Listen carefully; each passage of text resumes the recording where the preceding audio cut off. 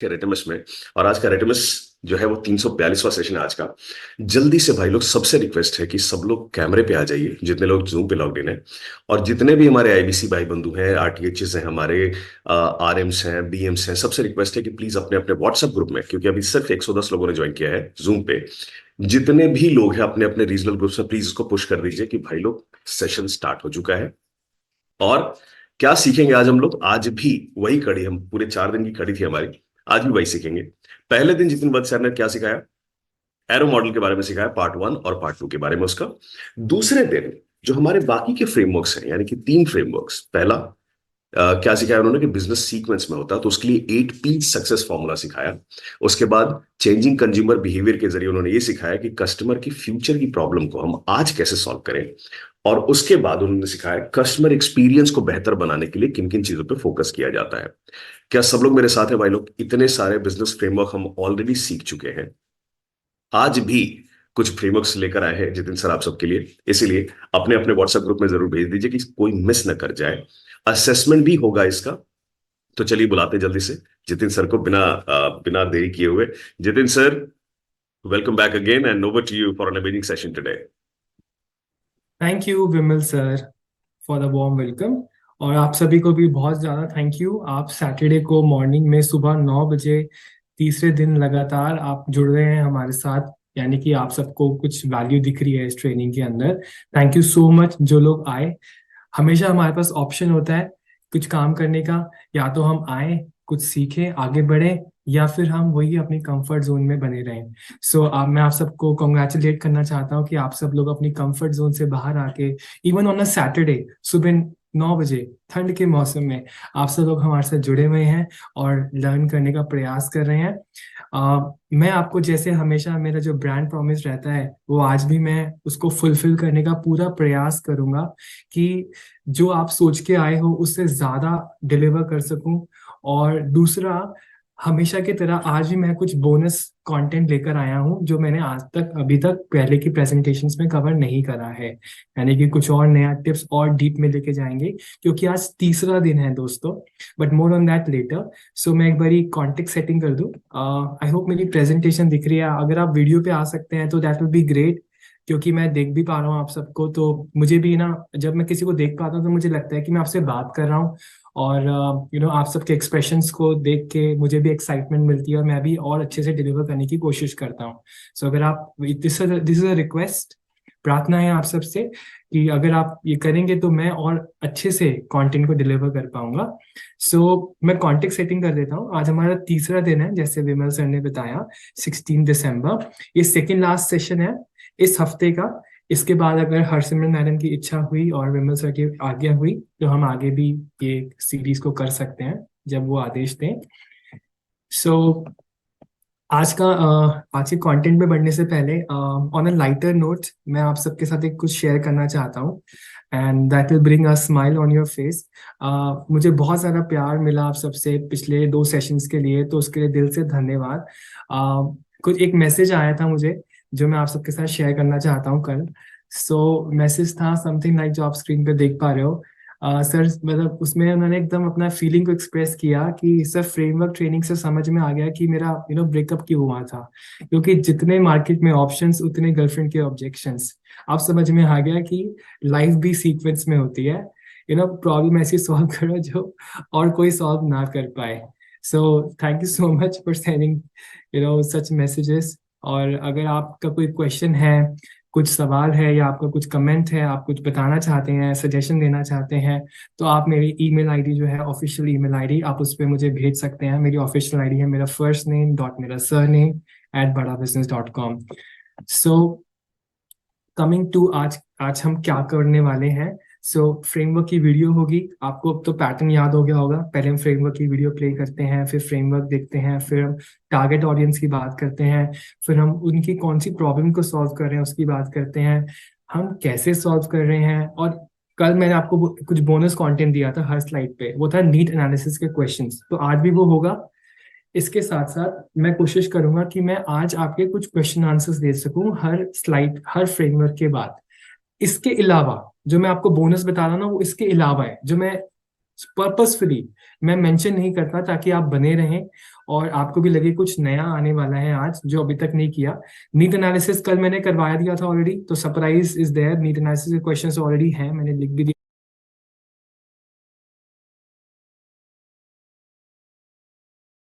What we cover, but इसके अलावा भी एक्स्ट्रा मैं आज आपको कंटेंट देने वाला हूँ।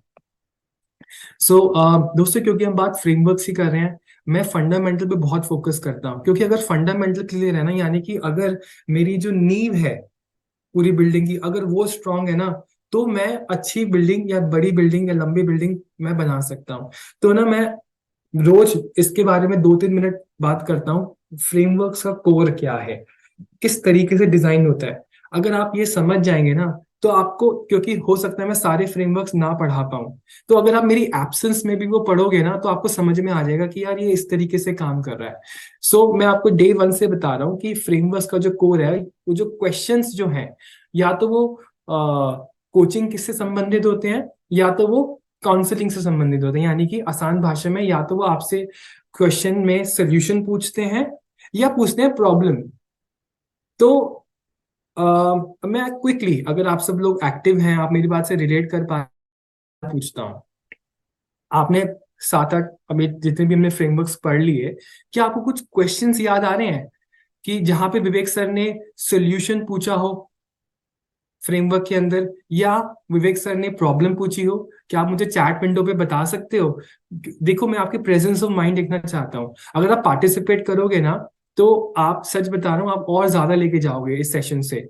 सो कुछ याद आ रहे हैं कुछ ऐसे क्वेश्चंस जो सर ने सोल्यूशन से लिए पूछने के लिए पूछे हों, या कुछ प्रॉब्लम्स पूछी हों? तो आप समझ, तो मैं देखना था कि आपको कॉन्सेप्ट कितने अच्छे से समझ में आ रहा है। सो मैं देखा चैट विंडो पे मैसेजेस आना शुरू हो गए हैं। सो ओके, सो प्रकाश सर बता रहे हैं ग्रो और क्रोपा, यानी कि ये है कोचिंग के फंडामेंटल्स, यानी कि फ्रेमवर्क्स। इसके अलावा कुछ सवाल याद आ रहे हैं? अच्छा, मैं एग्जांपल देता हूँ। जैसे याद है हमारे, हमने जब पहला फ्रेमवर्क किया था एरो मॉडल, तो सर ने एक क्वेश्चन पूछा था पार्ट 2 में, जहां तक मुझे याद है, कि आप अब तक अपने गोल को क्यों नहीं अचीव कर पाए? तो वो कहाँ पे है? आस्किंग द प्रॉब्लम, क्यों नहीं अचीव कर पाए, क्या बैरियर्स थे? उसी तरीके से हर सवाल में मोस्टली जो क्वेश्चंस होते हैं, जैसे कि राइट डाउन, जैसे अभी सरोज मैडम बता रही हैं कि write down laundry list of ideas. आप बिल्कुल सही समझ गए सरोज मैम, अब मैं हमेशा आपको बोलता हूँ बहुत इंटेलिजेंट है, एंड दैट जो आप बोल रहे हैं बिल्कुल सही कह रहे हो। तो ये है आस्किंग द सोल्यूशन। सो अब आपको फंडामेंटल क्लियर हो रहा है कि बेसिकली क्या, जो जो फ्रेमवर्क्स का जो कोर है, उसके जो क्वेश्चंस होते हैं ना, या तो विवेक सर प्रॉब्लम पूछते हैं या तो सोल्यूशन पूछते हैं। और देखता हूँ क्या क्या जवाब आए हैं आप सबसे। मोहित सर बता रहे हैं अपनी 3 स्ट्रेंथ्स और वीकनेस बताइए। तो ये किसका पार्ट हो सकता है? आस्किंग द सोल्यूशन या आस्किंग द प्रॉब्लम? क्योंकि वीकनेस है प्रॉब्लम, स्ट्रेंथ हो सकती है सोल्यूशन। आप अपने गोल को पाने के लिए खुद को किस नंबर पे रेट करते हैं? वैसे ये जो स्केलर क्वेश्चन है, इसको यहाँ पे मेंशन करना थोड़ा मुश्किल होगा, बट जो जो थॉट प्रोवोकिंग होते हैं, जो इनसाइट जनरेटिंग जो क्वेश्चंस होते हैं, वो आप या तो कोचिंग में डाल सकते हैं या काउंसलिंग में। सो मैं आपको ये क्यों सिखा रहा हूँ, ये फंडामेंटल क्यों बता रहा हूँ। गोल क्या है मेरा? गोल सिर्फ इतना ही है कि दोस्तों, अगर आपको कोई फ्रेमवर्क मैं पढ़ा भी नहीं रहा हूं, तो अगर आप फ्रेमवर्क देख रहे हो या किसी कस्टमर के साथ डिस्कशन में हो, तो आपको समझ में आ जाएगा कि यार इस केस में मुझे उससे प्रॉब्लम पूछनी चाहिए या उसने क्या सोल्यूशन इंप्लीमेंट किया वो पूछना चाहिए। आपका सवाल उससे हो सकता है जितिन सर, उससे क्या फायदा होगा? अरे आपको याद आ रहा है नीट एनालिसिस के क्वेश्चंस। सो मैंने तो आपको बस कुछ आइडियाज दिए थे ना कि ये क्वेश्चंस पूछ सकते हो, लेकिन अगर आपको स्ट्रक्चर पता है कि इस सिचुएशन में मुझे प्रॉब्लम पूछनी है, इस सिचुएशन में मुझे कस्टमर ने क्या सोल्यूशन इंप्लीमेंट किया है वो पूछना है, ताकि मैं कस्टमर की नीड जनरेट कर सकूं। सो इसलिए ना आपको फ्रेमवर्क का जो कोर है ना, वो जानना बहुत जरूरी है। जैसा होता है कोचिंग और काउंसलिंग में होता है, हर फ्रेमवर्क में विवेक सर वीडियो में प्रॉब्लम्स भी बताते हैं कि ये बिजनेस में कौन कौन सी प्रॉब्लम्स आती है, जिसका सोल्यूशन आपको इस फ्रेमवर्क से मिल जाएगा। और बहुत सारे फ्रेमवर्क में विवेक सर सोल्यूशन भी बताते हैं कि अगर आपको पोजिशनिंग, प्रोडक्ट पोजिशनिंग जो हमने कल सीखा था, अगर वो ठीक करनी है, या प्रोडक्ट पोजिशनिंग कितने प्रकार की होती है, तो विवेक सर वीडियो में वो भी बताते हैं। So I hope you are able to relate now. आगे बढ़ते हैं। मैंने एक वर्ड यूज किया है अभी आपके साथ, वो है इंसाइट एंड डिस्कवरी क्वेश्चन। अगर आपको इसका मतलब नहीं पता तो मैं आपको इस पे 2 मिनट लगाना चाहता हूँ। ये बहुत इंपॉर्टेंट टॉपिक है। इंसाइट और डिस्कवरी क्वेश्चन ये होते क्या है? इंसाइट अगर मैं बोलूं तो आसान भाषा में इसका मतलब होता है कि किसी भी टॉपिक, किसी भी सिचुएशन के बारे में एक डीप अंडरस्टैंडिंग बिल्ड करना। इंसाइट का मतलब होता है किसी भी टॉपिक या किसी भी सिचुएशन के बारे में डीप इंसाइट या डीप अंडरस्टैंडिंग को बिल्ड करना। वो होता कैसे है? By discovery question. अब ये डिस्कवरी जो चैनल तो सुना था जितिन सर, लेकिन डिस्कवरी क्वेश्चन क्या होता है ये तो पता नहीं। तो मैं आपको एग्जाम्पल से बताता हूँ। Why did Apple fall down? ये सवाल किसने पूछा था? Any guesses on chat window? ये सवाल सबसे पहले किसने पूछा था? यार ये पेड़ सेब से क्यों गिर रहे हैं? Any questions, any guesses, any? ये किसने पूछा था सर? इसे आइंस्टाइन ने नहीं पूछा था ना, मैं नाम नहीं लूंगा, but yes, Newton is the right answer. Thank you. So ये सवाल से क्या हुआ? ये सवाल से ऐसा तो नहीं है कि ग्रेविटी जो थी वो पहले एग्जिस्ट नहीं करती थी, है ना? ऐसा तो नहीं है। सो बट डिस्कवर कैसे किया? सवाल पूछ के, अरे सेब गिर क्यों रही है यार? ये क्या है ऐसी फोर्स जो जो सेब को पेड़ से गिर रही है तो जमीन पे आ रही है? उससे ग्रेविटी जो है वो इन्वेंट हुई, या ग्रेविटी के बारे में अंडरस्टैंडिंग बिल्ड हुई। इसी तरीके से मैं आपको एक और चीज पे फोकस करवाना चाहता हूँ, और वो ये है कि जो इंसाइट डिस्कवरी क्वेश्चन से होता क्या है। जब आप सही सवाल पूछते हो ना, तो वो आपको इनोवेशन की तरफ लेके जाता है। फिर से बोल रहा हूँ, जब आप सही सवाल पूछते हो, देखो हम फ्रेमवर्क्स की कोर की बात कर रहे हैं। क्यों होते हैं सवाल, इंसाइट जनरेटिंग क्वेश्चंस क्या होते हैं, उसकी अंडरस्टैंडिंग को मैं आपको समझाने का प्रयास कर रहा हूँ। ठीक है? तो जब आप सही सवाल पूछते हो ना, तो वो इनोवेशन की तरफ लेके जाता है आपको। एग्जाम्पल से बताता हूँ, ठीक है? What if we could also fly like birds? कितना ब्यूटीफुल क्वेश्चन है ये। किसने पूछा था? Any guesses? अभी आप हैंड मत रेस कीजिए, आप चैट विंडो पे लिख सकते हैं। अभिषेक सर बता रहे हैं राइट ब्रदर्स, एब्सोल्युटली करेक्ट। अभी ये सवाल पूछ के क्या हुआ? उन्होंने देखा है चिड़िया उड़ रही है, व्हाट इफ हम भी अगर चिड़िया की तरह उड़ सके, तो क्या हुआ उससे? उसकी वजह से जो एयरप्लेन है वो इन्वेंट किया गया। इसी सवाल जो था उसका बेस था, उसकी फाउंडेशन था। मैंने ना आपको 2 एग्जाम्पल, मैं ऑनेस्टली बता रहा हूँ, जैसे मैं आपको फर्स्ट ट्रेनिंग में बोला था कि मैं कोचिंग के ऊपर ही आपकी अलग से 2-3 घंटे की ट्रेनिंग कर सकता हूँ। इतना डीप टॉपिक है ये, बट मैं ज्यादा डीप में नहीं जा रहा हूँ, बिकॉज हमारा जो गोल है वो है आपको फ्रेमवर्क्स पढ़ाना, बट आपकी जो डीप अंडरस्टैंडिंग है वो बिल्ड करना बहुत जरूरी है। अभी तक हम क्या समझे कि हम कोचिंग, क्योंकि कोचिंग हम, मैं वर्ड क्यों सिखा रहा हूँ आपको क्यों बताना चाहिए कोचिंग? क्योंकि जनरली मैंने देखा है कि जब आप किसी भी कस्टमर को बता रहे होते हो हमारे प्रोग्राम्स के बारे में, तो बोलते हो सर कोच आपको बताएगा, सर कोच आपके बिजनेस को चलाएगा। ऐसे नहीं होता दोस्तों। जो कोच होता है उसका कोर क्या है? कोच का कोर है आस्किंग पावरफुल क्वेश्चंस। और मैंने आपको पिछली स्लाइड में बताया कि क्वेश्चन से क्या होता है, क्वेश्चन का बेनिफिट क्या है। मैंने आपको पूरा प्रूफ किया है स्लाइड बाय स्लाइड। तो कोचिंग में क्या होता है? कोच क्वेश्चंस पूछता है और फिर सुनता है, लिसन करता है, उसको एक्नॉलेज करता है, और उसके बाद कस्टमर जो कोची होता है वो एक या तो इनोवेशन की तरफ लेके जाता है, या तो अपना एक्शन प्लान क्रिएट करता है। और जब उस वो कर लेता है, तो फिर जो कोची है, यानी कि जो आंसर लिख रहा है, यानी कि कस्टमर, वो और ज्यादा अकाउंटेबल हो जाता है, यानी क्योंकि आंसर तो उसी ने बताया ना। तो ये पूरा कोचिंग का मैं आपको एक जर्नी बताना चाहता था, फ्रेमवर्क का कोड बताना चाहता था। I hope that's clear.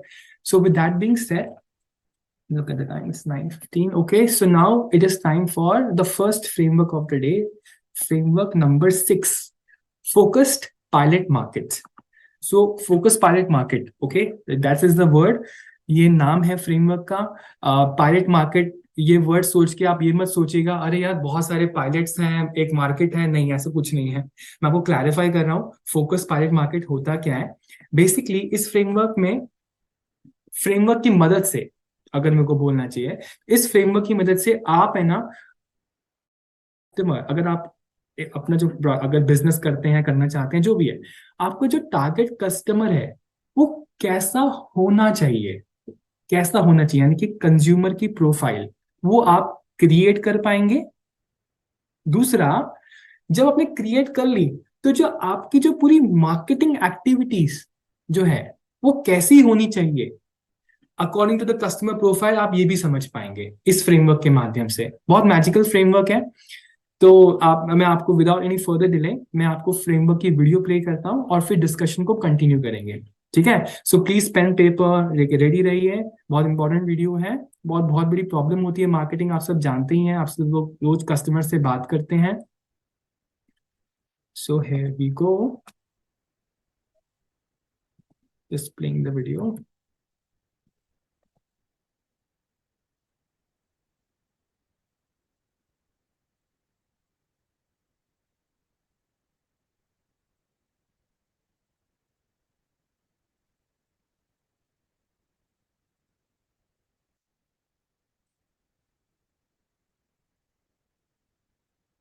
नमस्कार, आपका स्वागत है। मैं Vivek Bindra, founder CEO Bada business dot com. Leadership funnel के इस हफ्ते के फ्रेमवर्क में हम बात करेंगे फोकस्ड पायलट मार्केट की। एक पेज की शीट के साथ मैं वापस आ गया। कहते हैं कि if you are focusing everywhere it means you are focusing nowhere.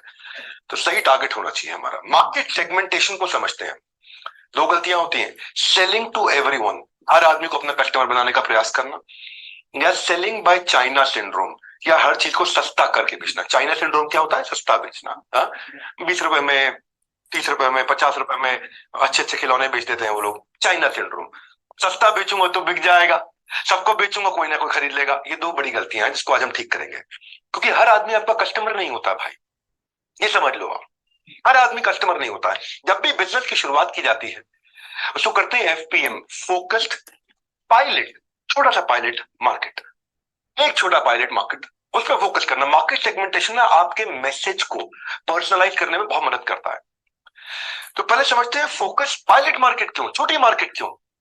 ये छोटी सी मार्केट में शुरुआत में फोकस क्यों किया जाए? क्योंकि ये स्मॉलर एरिया में आपको डोमिनेट करने में मदद करेगा। जितने इलाके में आप उस इलाके के राजा बन जाओ, पहले उस कस्टमर बेस के राजा बन जाओ हमेशा। अच्छा, शुरू में ही बहुत बड़ा करने की कोशिश करेंगे, बहुत सारी गलती कर देंगे। और अगर छोटी मार्केट में शुरू में अटेम्प्ट करेंगे तो कम मिस्टेक में आपका काम चल जाएगा। It allows smaller mistake also. और फिर जो आपके एग्जिस्टिंग रिसोर्सेज है उनका आप खूब इस्तेमाल कर पाओगे। एक एक आदमी से पूरा काम भी निकाल पाओगे, अपने पैसे का पूरा इस्तेमाल कर पाओगे। रिसोर्सेज क्या होते हैं? मैन, मटेरियल, मशीन, उन सब का पूरा इस्तेमाल कर पाओगे। और लोकल मार्केट में आपका वर्ड ऑफ माउथ हो जाएगा, चाहे वो डिजिटल लोकल मार्केट हो या फिजिकल लोकल मार्केट हो, दोनों को समझा दूंगा आपको मैं। चिंता मत करो कि यार इससे तो कस्टमर कम रह जाएंगे। चिंता मत करो, बिल्कुल चिंता मत करो। छोटा ग्रुप मतलब बेटर ग्रुप, हमेशा अच्छा रिजल्ट आता है। अमेज़न ने जब शुरुआत करी थी, जो जेफ बेजोस ने शुरुआत करी थी, फोकस पायलट मार्केट तो करी थी। बाद में जा किताबों पे फोकस किया था, किताबों, बस खाली किताब किताब किताब किताब। लेट 90s की बात कर रहा हूं अमेज़न की। बाद में जाके उसने एडजेसेंट कैटेगरी, इलेक्ट्रॉनिक, फैशन या ग्रोसरी, है ना, अब तो मल्टी बिलियन डॉलर कंपनी हो गई अमेज़न। तो शुरुआत फोकस पायलट मार्केट में। सारी टेस्ट करके देख लो पहले। टेस्ट करने के लिए पूरे बाजार में नहीं उतरना होता है, लिमिटेड कस्टमर्स के साथ किया। लिंक्डइन को देखो ना, लिंक्डइन क्या कराता है? प्रोफेशनल नेटवर्किंग कराता है। लोगों को नौकरी ढूंढनी है, लिंक्डइन पे जाते हैं, या हमारे देश में नौकरी डॉट कॉम पे जाते हैं, दुनिया भर में लिंक्डइन में जाते हैं। लिंक्डइन ने शुरू में केवल रिक्रूटर पे फोकस किया। जो रिक्रूटर अपनी कंपनी के लिए किसी एम्प्लॉय को ढूंढ रहा है, केवल उस पर फोकस किया। वो फोकस पायलट मार्केट थी। उन बिजनेस एग्जीक्यूटिव और रिक्रूटर, बस इन पे फोकस चलता रहा। टिंडर देखो, लड़का लड़की को मिलवाने वाली ऐप होती है। तो जब उसने यूएस में शुरुआत करी, केवल कॉलेज पार्टीज कराई जहां लड़के लड़की इकट्ठे आए। टिंडर ऐप है तो आपको पार्टी में फ्री एंट्री, टिंडर ऐप है तो पार्टी में फ्री एंट्री। टिंडर ऐप आ गई, उसने प्रोफाइल बनने शुरू हुए। फोकस पायलट मार्केट आज 196 देशों के अंदर है टिंडर। तो कंज्यूमर की प्रोफाइलिंग करो पहले। आपका स्पेसिफिक एंड यूजर है कौन, उसको पहचानो। डिसीजन मेकर कौन है, उसको पहचानो। जैसे एक टॉय का एंड यूजर चाइल्ड है, लेकिन डिसीजन मेकर पेरेंट है। तो फोकस एंड नैरो डाउन करो। If you do not care about your end user, your brand will die continuously.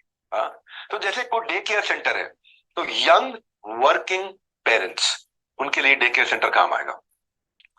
आपके यंग पेरेंट्स भी हो सकते हैं, वर्किंग पेरेंट्स भी हो सकते हैं, लेकिन वो ओल्ड हो। तो यंग वर्किंग पेरेंट, वेट जो डॉक्टर है, किसका? पशुओं का डॉक्टर होता है। अर्बन वर्किंग पेट ओनर्स, इसमें केवल वर्किंग पेट ओनर भी बोल सकते थे, लेकिन अर्बन जो शहर में रहते हैं, जो काम करते हैं और जिनके पास घर में कुकुर, कुत्ता, डॉग है।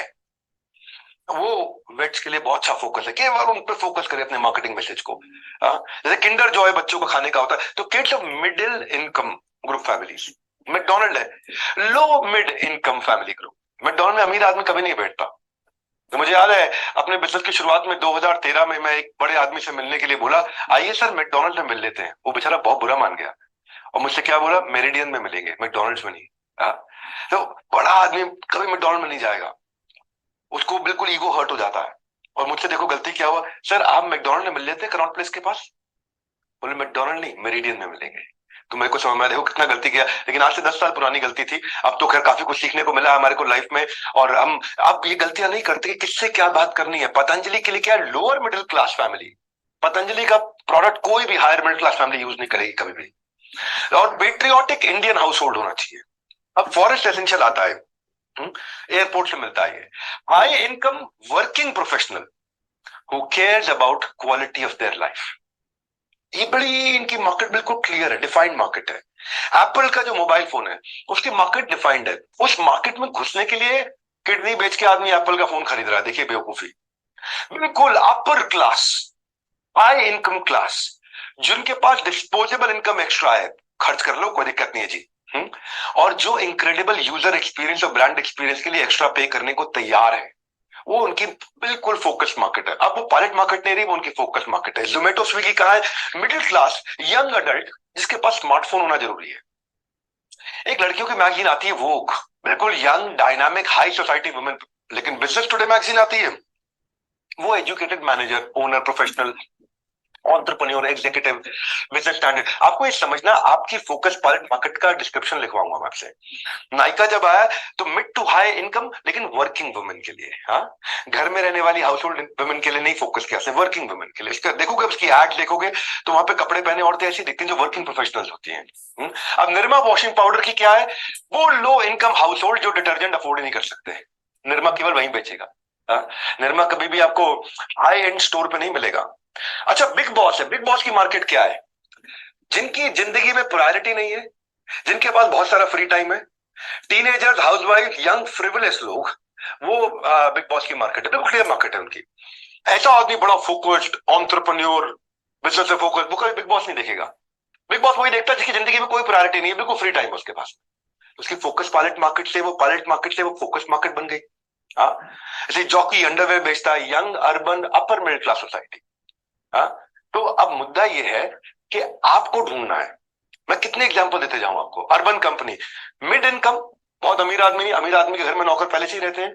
लिटरेट, जो पढ़े लिखे हैं, मोबाइल एप्लीकेशन इस्तेमाल करते हैं, जो अर्बन को समझेंगे, और कामकाजी होने चाहिए। कामकाजी नहीं होंगे तो घर में खुद ही साफ सफाई कर लेंगे, घरे काम खुद ही कर लेंगे सारे। और अर्बन फैमिली, बड़े शहरों की फैमिली, ये बिल्कुल क्लियर उसका। इंडिगो एयरलाइंस क्या है, लो बजट ट्रैवलर जिसको यार कंफर्टेबल लेकिन स्पीड चाहिए, एफिशिएंसी चाहिए, अफोर्डेबल फ्लाइंग एक्सपीरियंस चाहिए।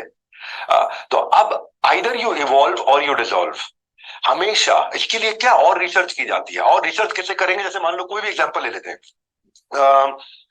चलो ओला का एग्जांपल लेता हूं। ओला के एग्जांपल में अब उसकी मार्केट तो हमने समझी, लेकिन इसको और डिटेल में जाओ।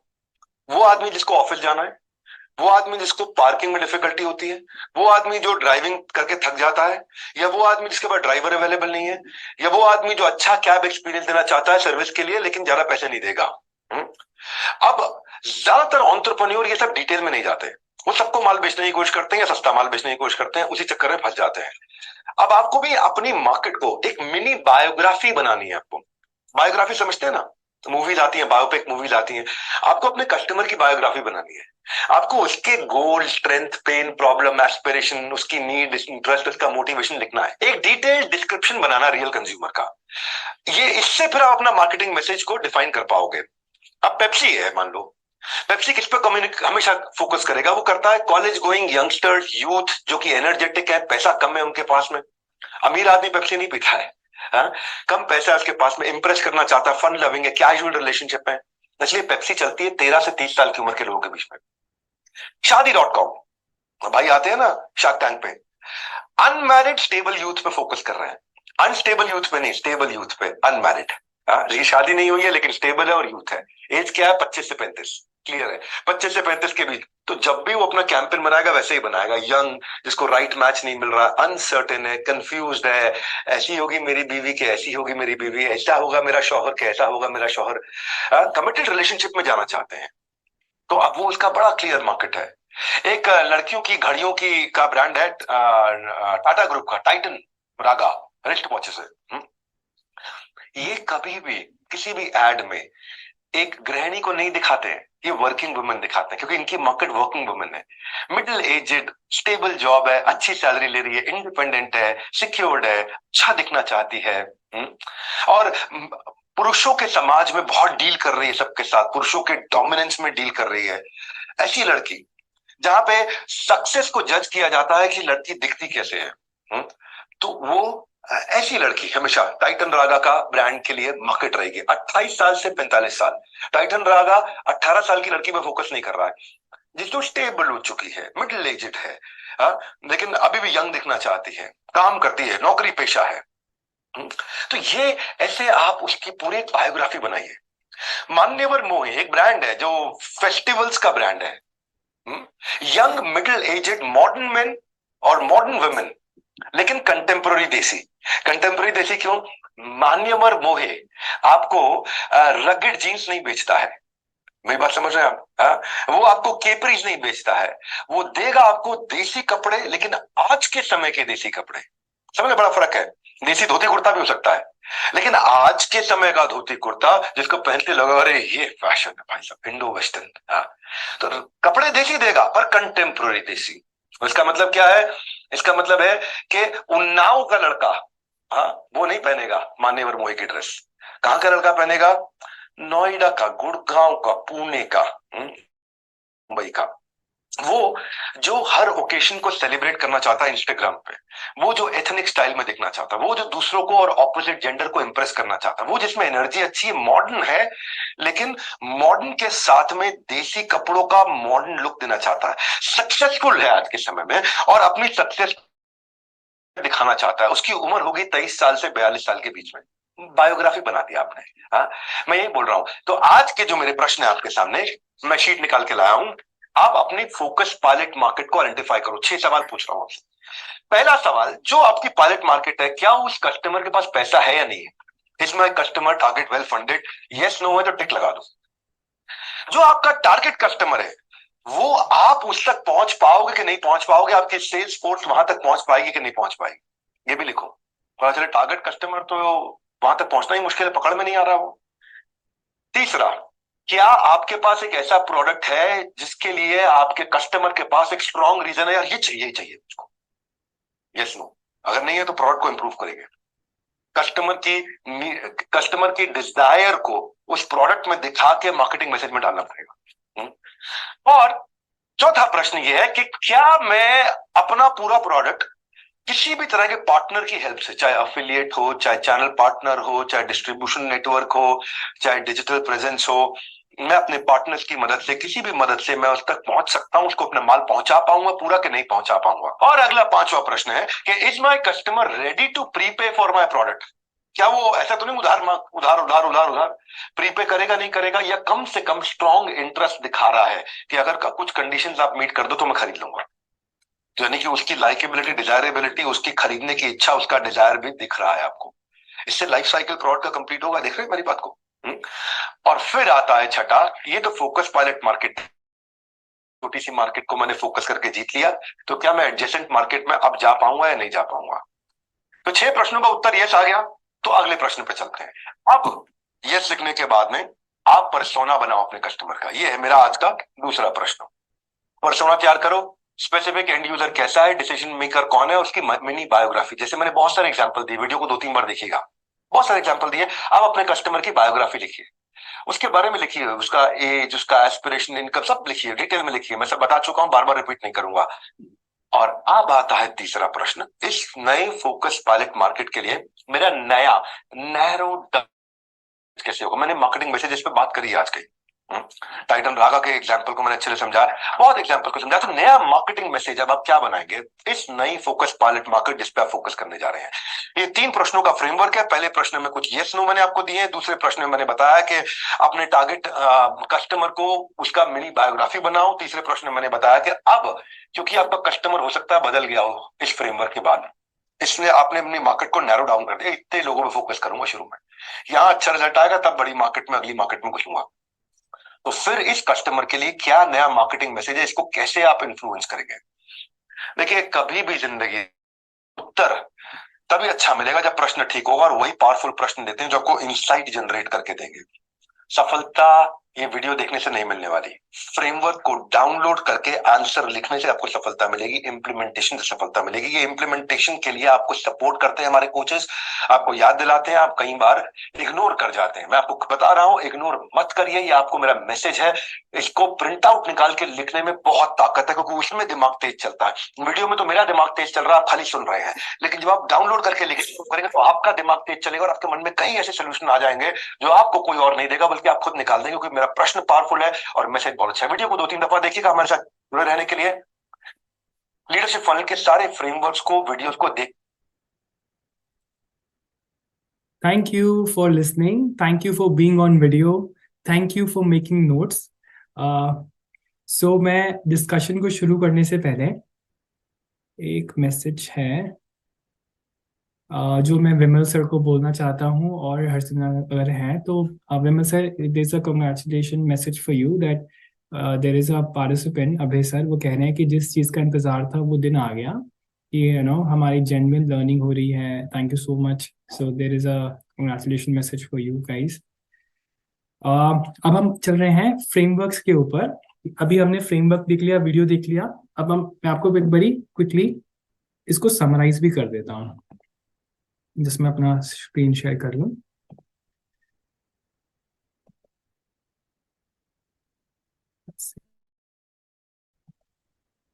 Okay, 1 second.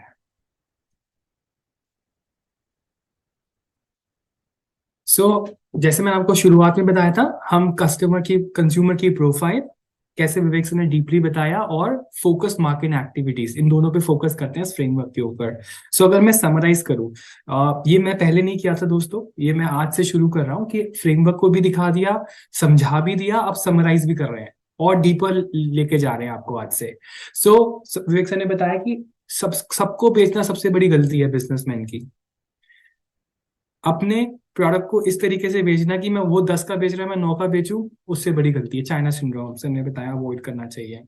इसके अलावा सबसे इंपॉर्टेंट लर्निंग क्या थी कि अपने प्रोडक्ट को आप टेस्ट कर लीजिए एक स्पेसिफिक सेगमेंट में, यानी कि बहुत बड़ी मार्केट में ना जाएं, बड़े प्लेयर से सीधा ना कम्पीट करें, एक स्मॉल मार्केट में आप उसको टेस्ट करें। तो ये समरी थी 3 पॉइंट्स की इस वीडियो को समझाने के लिए। अब मैं आपको इसका फ्रेमवर्क भी बता देता हूँ। देखिए, अभी आपको आपकी स्क्रीन पे, फोन की स्क्रीन पे आपको उसका फ्रेमवर्क भी दिख रहा है। इस फ्रेमवर्क में 3 सेक्शंस हैं मोटे मोटे। पहला है कुछ सवाल। अगर इस सवाल का जवाब नो आ रहा है, यानी कि आपने अपनी फोकस मार्केट ठीक से आइडेंटिफाई ही नहीं करी है, यानी कि आपको यस चाहिए मैक्सिमम।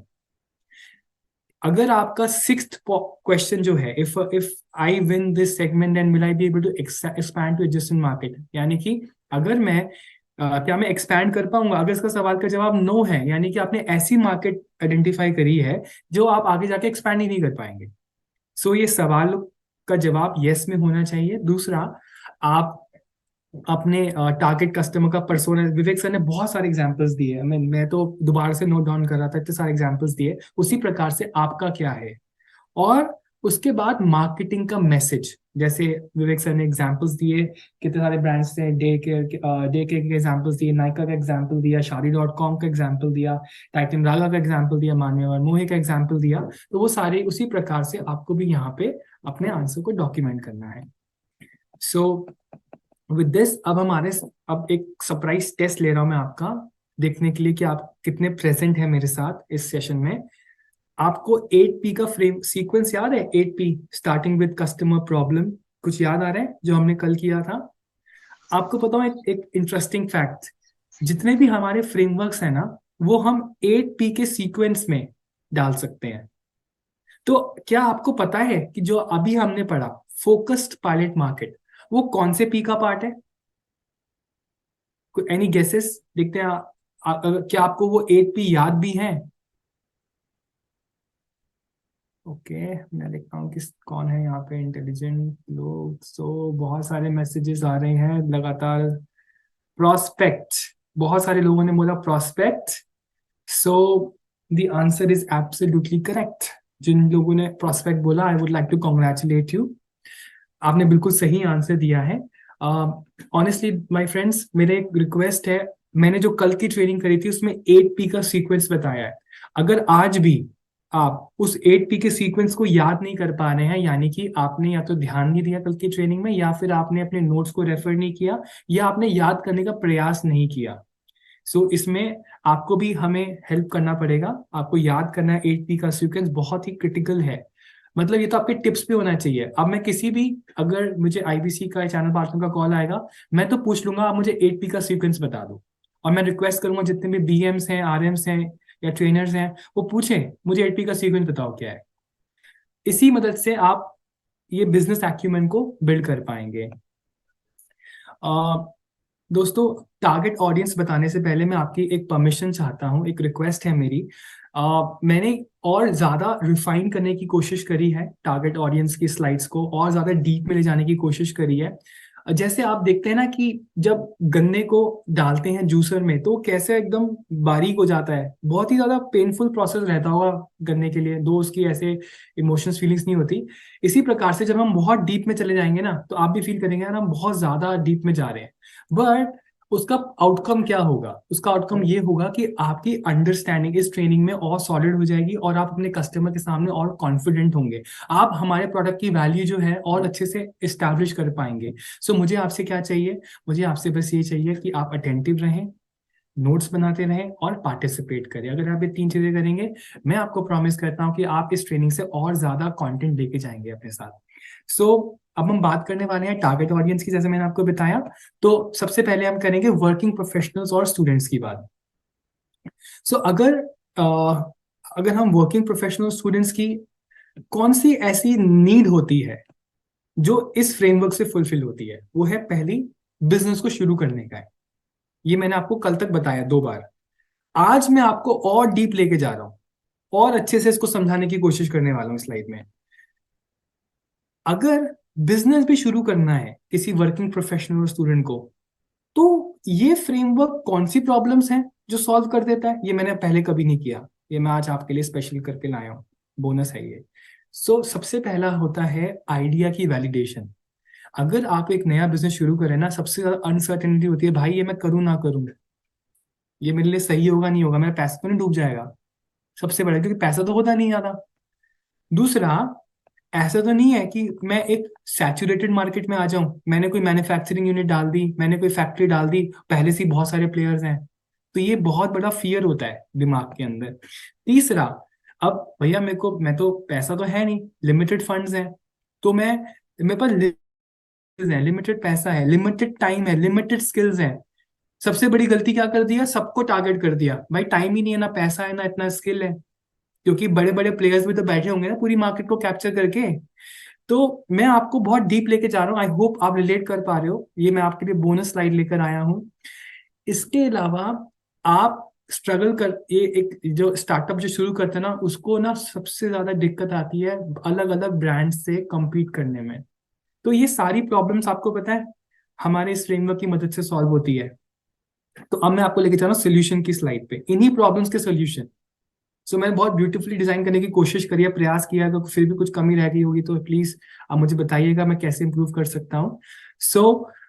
वो जो पिछली स्लाइड में हमने प्रॉब्लम्स देखी, उसी के संदर्भ में अब आपको कस्टमर की वैल्यू, कस्टमर को कैसे वैल्यू दिखानी है, ये आपकी सेल्स की जो वैल्यू क्रिएशन की जो बात होती है ना दोस्तों, ये वर्ड्स देने वाला हूं आपको। याद तो आपको ही करना है, ये मैं नहीं करके दे सकता आपको। मैं आपको बता सकता हूँ क्या क्या वर्ड्स हो सकते हैं जिससे सामने वाला इंप्रेस हो जाए कि यार यार अच्छा इसमें ये भी हो जाएगा। जैसे फर्स्ट ऑफ ऑल कि सर हम अगर एक स्टार्टअप कर रहे हैं तो आप इस हमारा जो फ्रेमवर्क है फोकस पायलट मार्केट सीख सकते हैं कि कैसे अपने आइडिया को एक स्मॉल ग्रुप पे टेस्ट करें और वैलिडेट करें।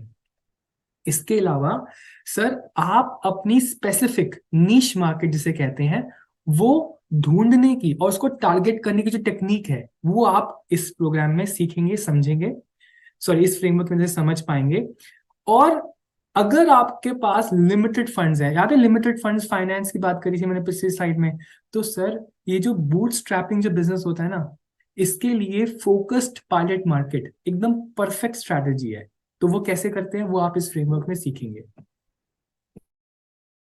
आप अपने जो वैल्यू प्रपोजिशन है अपनी कंपनी की, वैल्यू प्रपोजिशन मतलब कि what do you stand for, what you should be known for, what do you stand for, what you should be known for, जो वैल्यू आप क्या करते हैं, किसके लिए जाने जाते हैं, वो आप क्लियरली कम्युनिकेट कर पाएंगे इस फ्रेमवर्क की मदद से, बिकॉज आप उसको आइडेंटिफाई कर पाएंगे इस फ्रेमवर्क की मदद से। इसके अलावा सॉरी मैंने एक मिस कर दिया, आप एक कस्टमर सेंट्रिक ब्रांड बन पाएंगे, क्योंकि यहाँ पे बात हो रही है फोकस्ड पायलट मार्केट की, क्योंकि फोकस पायलट मार्केट में आप आइडेंटिफाई करेंगे मेरा कस्टमर है कौन स्पेसिफिकली, आप सबको बेचने की कोशिश नहीं करेंगे। तो जब आप आइडेंटिफाई कर लेंगे मेरा कस्टमर कौन है, तो आप उसी के संदर्भ में मार्केटिंग करेंगे और कस्टमर भी ये समझ पाएगा कि यार ये ब्रांड मेरे लिए है, ये ब्रांड जो है जिससे मैं बिजनेस करना चाहता हूँ। इसके अलावा दोस्तों अब हम बात करते हैं दूसरी नीड की, वर्किंग प्रोफेशनल स्टूडेंट, फिर से वही है ना वर्किंग प्रोफेशनल, लेकिन उनकी दूसरी नीड क्या होती है, looking for a job. Again अब मैं और डीप लेके जा रहा हूँ, मैंने आपको कल तक सिर्फ बताया था हमें ठीक है जॉब देखना है तो उसकी क्या सोल्यूशन है, और डीप लेके जा रहा हूँ आपकी अंडरस्टैंडिंग को और रिफाइन करने वाला हूँ। लेट मी टेल यू दोस्तों, इस अगर आप फ्रेमवर्क देख भी लेंगे इसके अलावा तब भी आपको शायद ये वाली अंडरस्टैंडिंग ना मिल पाए, ये मैं अपने एक्सपीरियंस से शेयर कर रहा हूँ, तो प्लीज पे अटेंशन। अगर आप एक जॉब देख रहे हैं, ठीक है, तो दिक्कत क्या है आपकी लाइफ में, अगर एक वर्किंग प्रोफेशनल स्टूडेंट है, दिक्कत ये है भाई साहब आपको पता ही नहीं कैसी जॉब करूं, डिजायर्ड जॉब रोल नहीं पता। दूसरी दिक्कत क्या है कि मुझे अपना रिज्यूमे लिखना ही नहीं आता, रिज्यूमे कैसे लिखूं, क्या मेंशन करूं कि भाई सामने वाला मुझे कॉल करे इंटरव्यू के लिए। कवर लेटर क्या होता है, जब आप किसी जॉब के लिए अप्लाई करते हो ना, तो आपको एक एप्लीकेशन लिखनी होती है जिसमें बताते हो, अपने आप को हाईलाइट करते हो, एक्सप्रेस करते हो, it is like a sales script for yourself, तो वो आपको लिखना नहीं आता या वो इफेक्टिवली नहीं लिख पा रहे। तो इस फ्रेमवर्क की मदद से आप कैसे कर पाओगे, मैं आपको फ्रेमवर्क दिखाता हूं तब आपकी शायद दिमाग की बत्ती जल जाए। मैं थोड़ा पीछे जा रहा हूँ स्लाइड पे, ये देखिए। अगर आप जॉब देख रहे हो तो आप पहला क्वेश्चन क्या, identify your focus pilot market, यानी कि आप क्या सोचोगे एज अ जॉब ढूंढ रहे हो तो यार मैं किस तरीके की जॉब देख रहा हूँ।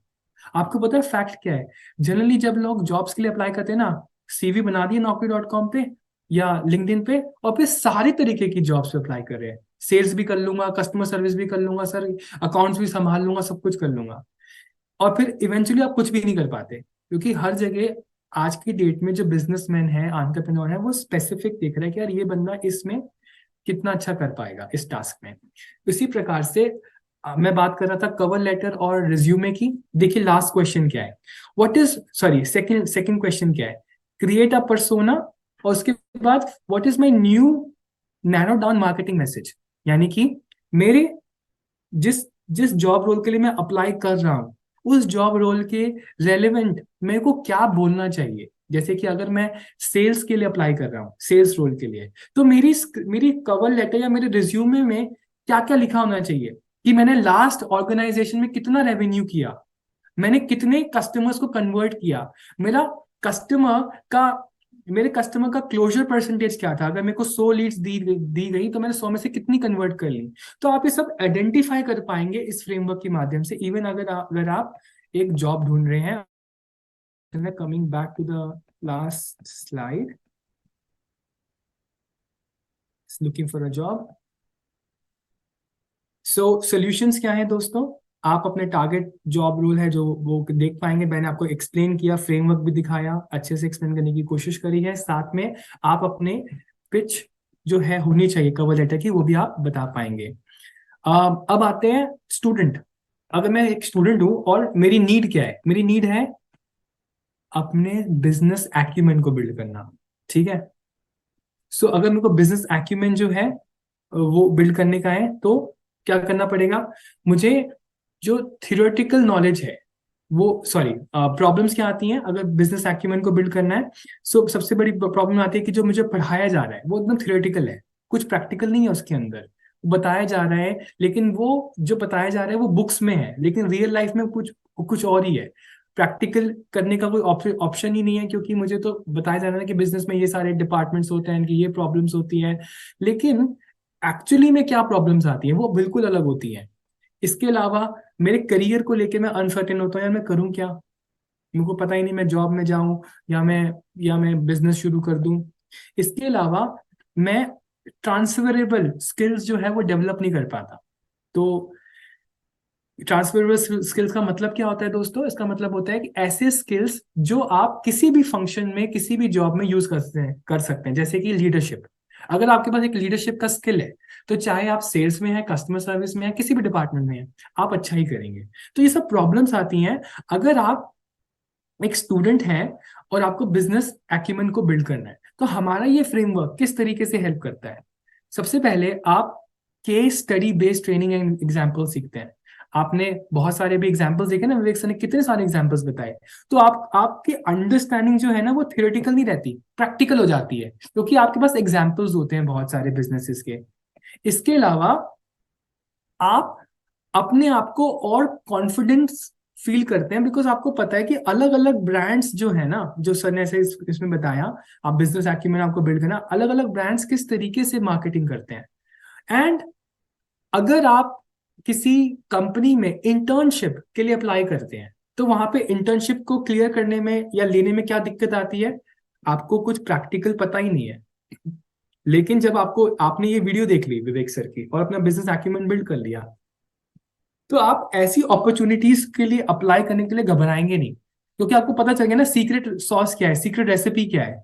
सो ये सारे बेनिफिट्स होते हैं, ये सारे इम्पैक्ट होता है जब आप एक स्टूडेंट हैं और आपको बिजनेस एक्यूमेन बिल्ड करना है इस वीडियो को देख के। इसके अलावा जैसे मैंने आपको बताया, आप हाई वैल्यूड स्किल्स, क्योंकि मार्केटिंग ऐसा स्किल है दोस्तों जो हर डिपार्टमेंट में इंपॉर्टेंट है।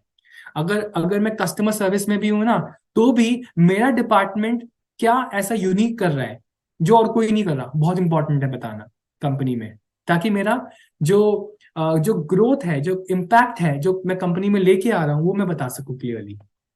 इसी प्रकार से अगर मैं एक वर्किंग प्रोफेशनल हूँ, ये नेक्स्ट टारगेट ऑडियंस है। जैसे मैंने आपको शुरू में प्रॉमिस किया था, मुझे पता है मैं बहुत डीप जा रहा हूँ, बहुत अच्छे से डिफाइन करने की कोशिश कर रहा हूँ, तो please be attentive, make notes. इसका पर्पस सिर्फ एक ही है दोस्तों, कि इस ट्रेनिंग से जितना ज्यादा हो सको, thank you Tarun sir for your uploads, it helps me stay motivated. Purpose क्या है? सिर्फ आपको और डीप लेके जाना, आपको और अच्छे से समझाने की कोशिश करना, ठीक है? सो अब मैं बात करने वाला हूँ वर्किंग प्रोफेशनल की, ग्रोथ इन कैरियर। अगर मैं एक जॉब करता हूँ और मुझे चाहिए ग्रोथ, तो ये फ्रेमवर्क कैसे, मेरी कौन सी प्रॉब्लम्स हैं जो सॉल्व करता है? ध्यान दीजिए। अच्छा, मैंने एक और चीज यहाँ पे न्यू क्यों लिखा है, ये न्यू आपको बताने के लिए लिखा है कि हमने आज तक ये इसके बारे में बात ही नहीं करी। ये भी एक पता है प्रॉब्लम होती है कि मैं करंट जॉब से बहुत डिससेटिस्फाइड हूँ, बहुत कॉमन प्रॉब्लम होती है। ऑनेस्टली आप किसी भी पर्सन से मिल लीजिए जो जॉब करता है ना, वो कहेगा मैं बहुत दुखी हूँ, जॉब देख रहा हूँ, मतलब काम भी करता रहेगा और Naukri.com और लिंक्डइन पे एक्टिव भी रहेगा पैरेलली। तो ये भी बहुत होता है। सो ये वाला फ्रेमवर्क कैसे मदद, ये कौन सी प्रॉब्लम्स है, सबसे पहले तो ये कि इस ऐसे लोगों की सबसे बड़ी प्रॉब्लम होती है कि उनका ना स्किल गैप होता है, तभी ना वो अपने करियर में ग्रो नहीं कर पाते। स्किल गैप मतलब कि जॉब तो मिल गई, लेकिन उसमें है ना वो उसको इफेक्टिवली नहीं कर पा रहे। जैसे कि सोचिए कि अगर मैं डिजिटल मार्केटिंग रोल में हूं और मुझे फेसबुक पे मार्केटिंग करनी तो आती है, लेकिन मुझे ऑनलाइन रेपुटेशन मैनेज करनी नहीं आती, तो स्किल गैप है एक तरीके से। अनेबल टू क्लियर इंटरव्यूज और आईजेपीज, ये एक और प्रॉब्लम होती है ऐसे लोगों की, कि यार वो चाहते तो हैं ग्रोथ, लेकिन है ना इंटरव्यूज क्रैक नहीं कर पा रहे। या फिर आईजेपीज क्या होता है? इंटरनल जॉब पोस्टिंग, यानी कि अपनी ही कंपनी में आगे ग्रो नहीं कर पा रहे। इसके अलावा ऐसे लोग हैं ना बहुत ही अनफुलफिल्ड होते हैं, वो मतलब कैसे बताऊं मैं आपको हिंदी में, मतलब जो होते हैं ना वो बहुत ही किलसे हुए लोग, मतलब काम भी कर रहे हैं, गुस्से में भी हैं। ऐसे लोग होते हैं ये इनकी प्रॉब्लम्स होती हैं। उसके अलावा उनके में मोटिवेशन बिल्कुल नहीं होती। सो मैंने आपको और बताने की कोशिश करी है कि ऐसे लोग कैसे दिखते हैं, क्या प्रॉब्लम्स होती हैं इनकी। अब ये फ्रेमवर्क कैसे इसको सॉल्व करता है? देखिए इंटरेस्टिंग बात पे आ रहे हैं अब हम। सोल्यूशन है कि आप अपना ग्रोथ पाथ क्या होना चाहिए वो आइडेंटिफाई कर पाते हो इस फ्रेमवर्क की मदद से। इसके अलावा आपको खुद को कैसे प्रेजेंट करना है मार्केट में, वो कैसे कर पाओगे? आपको याद है फ्रेमवर्क में क्या क्या क्वेश्चंस थे कि आपका मार्केटिंग का मैसेज कैसे होना चाहिए। सो उसी प्रकार से जब आप इंटरव्यू देने जा रहे हो दोस्तों, तो इंटरव्यू देने जा रहे हो तो क्या करोगे? आप पहले से उसकी कंपनी पे, उस कंपनी की जो है उसकी उसकी वेबसाइट पे जाओगे, देखोगे वो कंपनी कैसी दिखती है, वो क्या करती है, उनकी क्या वैल्यूज है, क्या कल्चर है। और इस फ्रेमवर्क में सवाल था कि आपकी फोकस पायलट मार्केट क्या है, यानी कि आपने पहले अपनी कंपनी जिसके लिए अप्लाई किया वो आइडेंटिफाई कर लिया। दूसरा क्वेश्चन क्या था? आपका कस्टमर जो है उसका पर्सोना, उसकी प्रोफाइल क्या है। उसके बाद मार्केटिंग का मैसेज। सो तीसरी स्टेप पे आप अपने आप को कैसे प्रेजेंट करो किसी भी जॉब रोल के लिए या किसी भी आईजेपी के लिए, किसी भी इंटरव्यू के लिए, वो आप क्लियरली आइडेंटिफाई कर पाओगे with the help of these questions. इसके अलावा आप अपने लिए जो सही जॉब होनी चाहिए, देखो इसमें यहाँ पे थॉट प्रोवोकिंग क्वेश्चन क्या था? Desired market. उसी प्रकार से आपके लिए डिजायर्ड जॉब क्या है या डिजायर्ड करियर ग्रोथ क्या है, वो आप आइडेंटिफाई कर पाओगे अगर आपने ये फ्रेमवर्क पढ़ा करा, अगर आप एक वर्किंग प्रोफेशनल और जॉब देख रहे हो। सबसे आखिरी में कौन आते हैं? हमारे बिजनेसमैन एंड एंटरप्रेन्योर। और इसमें तो आप सब लोग एक्सपर्ट हैं ही, तो आई will not spend much time. इनकी क्या प्रॉब्लम स्टेटमेंट्स होती हैं? बिजनेस की प्रॉब्लम को सॉल्व कर दीजिए या बिजनेस को एक्सपैंड कर दीजिए। अगर मैं इसको और डीप में लेके जाऊं आप सबके लिए आज, तो क्या होगा? वो इस फ्रेमवर्क की मदद से कौन कौन सी प्रॉब्लम्स है जो सॉल्व हो जाएंगी? सबसे पहली, ग्रोथ रुकी पड़ी है। दूसरा, कंपटीशन बहुत हाई है। तीसरा, मार्जिन्स बहुत कम है। चौथा, मार्केटिंग कैंपेन तो है सर लेकिन इनफेक्टिव है, पैसा बहुत लगता है, मैंने तो बंद ही कर दी फेसबुक कैंपेन, पैसा बहुत लग रहा है लीड जनरेशन में। और सर मैं कैसे करूं कम्पीट अमेजोन से? अमेजोन तो के पास करोड़ों रुपए की फंडिंग है, मेरे पास नहीं है, बिग बजट नहीं है मार्केटिंग का। उसके अलावा सर मैं तो अपने ही जिले में बस रह गया हूं, अब आगे कैसे बढ़ूं पता नहीं। तो ये सारी प्रॉब्लम्स कैसे इस फ्रेमवर्क से सॉल्व होती है? सबसे पहले तो आप अपनी कस्टमर की प्रोफाइल बिल्ड कर पाएंगे इस फ्रेमवर्क की मदद से। दूसरा, आप इफेक्टिव मार्केटिंग स्ट्रेटजीज, वो स्ट्रेटजीज जो वर्क करेंगी, जो कस्टमर को अट्रैक्ट करेंगी, वो आप आइडेंटिफाई कर पाएंगे। मार्केटिंग की कॉस्ट कम हो जाएगी। मार्केटिंग की कॉस्ट क्यों कम हो गई? मैंने आपको कल भी बताया था। आप फेसबुक पे मार्केट करते हो ना, अगर आप सबको मार्केट करो तो सबको मार्केट करो, हर कोई आपका कस्टमर है भाई, बहुत सारा पैसा लग जाएगा मार्केटिंग पे। वेयर एज अगर आप आइडेंटिफाई कर लेते हैं मेरे को ना यही प्रकार के लोग चाहिए, यही मेरा टारगेट ऑडियंस है, तो आपकी मार्केटिंग की जो कॉस्ट है, जो स्पेंड है, वो कम हो जाएगी। आप बिलबोर्ड्स पे नहीं स्पेंड करोगे, आप अपने फेसबुक पे जाओगे, अपना जो टारगेट ऑडियंस है उसको आइडेंटिफाई करके उसी को मार्केट करोगे अपना प्रोडक्ट। इसके अलावा आप अलग अलग जगहों पे एक्सपैंड कर पाओगे इस फ्रेमवर्क की मदद से, क्योंकि इसमें ऐसे इनसाइट जनरेटिंग क्वेश्चंस पूछे गए हैं। सो नीड एनालिसिस से क्वेश्चंस की बात करते हैं दोस्तों। Last slide of this framework. Need analysis की स्लाइड में क्या क्या क्वेश्चंस हो सकते हैं? जो लोग पहली बार सुन रहे हैं, मैं बता दूं उसका पर्पस क्या होता है। ऐसे सवाल पूछना ताकि सामने वाला इस प्रोडक्ट को लेके ना एकदम सोच में बढ़ जाए, अच्छा ये तो कुछ इंटरेस्टिंग बता रहे हैं भाई साहब, सुनते हैं। तो पहला सवाल क्या हो सकता है? सर आप कितना खर्च करते हैं मार्केटिंग पे? क्या आपको इनफ लीड्स मिलती हैं? अगर आप जैसे 1,000 रुपए लगाते हैं तो कितनी लीड्स मिल जाती, क्या इनफ है आपके लिए? सर आपका सीपीएल, कॉस्ट पर लीड क्या चल रहा है और आपकी इंडस्ट्री का क्या स्टैंडर्ड है? सर क्या आप अपने टारगेट ऑडियंस को आइडेंटिफाई कर पाए? क्या आप भी सबको अपना माल बेच रहे हो? सर क्या आपके पास इनफ बजट है अपनी मार्केटिंग कैंपेन को रन करने के लिए? सर कभी आपने सोचा है कि नई एरियाज में कैसे एक्सपैंड करें या नई मार्केट्स को कैसे कैप्चर करें? ये सब सवाल हैं दोस्तों, मैंने आपको एग्जांपल्स के लिए दिए हैं, और ये तो बस एक तरीके से आपको आइडियाज देने के लिए है, आप इसमें और भी इनोवेशन कर सकते हैं। इस फ्रेमवर्क से संबंधित मैं जल्दी से देख लेता हूँ अगर कोई क्वेश्चन है किसी का। जल्दी से देख लेते हैं before I go to the next framework. Great, thank you prospect, I think everyone is okay, fantastic. मैं अब आपको लेकर चल रहा हूँ नेक्स्ट फ्रेमवर्क पे, जिसका नाम है how to hire employees and manpower. 2 messages आए हैं, okay, thank you very much for your love and respect. कि बहुत सारे क्लैपिंग मैसेजेस थैंक यू आ रहे हैं, थैंक यू सो मच। अब हम दूसरे फ्रेमवर्क पे जा रहे हैं दोस्तों। किसी का मेडिकल स्टोर है तो उसे कैसे और क्या बात करेंगे, थोड़ा सा प्लीज गाइड करें। सो ज्योति मैम, आपने सवाल पूछा है कि अगर किसी का मेडिकल स्टोर है तो उसको क्या बताएंगे। मैं मेरा गला सूख गया है बोल के कि बताना नहीं है, पूछना है प्लीज।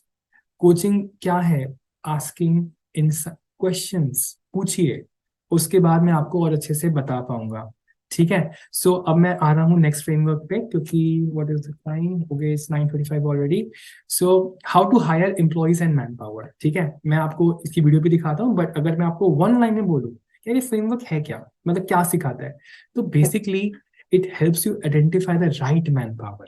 वन लाइन में इसका क्या है मतलब, पर्पस, सही मैन पावर आप ढूंढ पाओगे इस फ्रेमवर्क की मदद से। ठीक है, मोर ऑन दिस लेटर।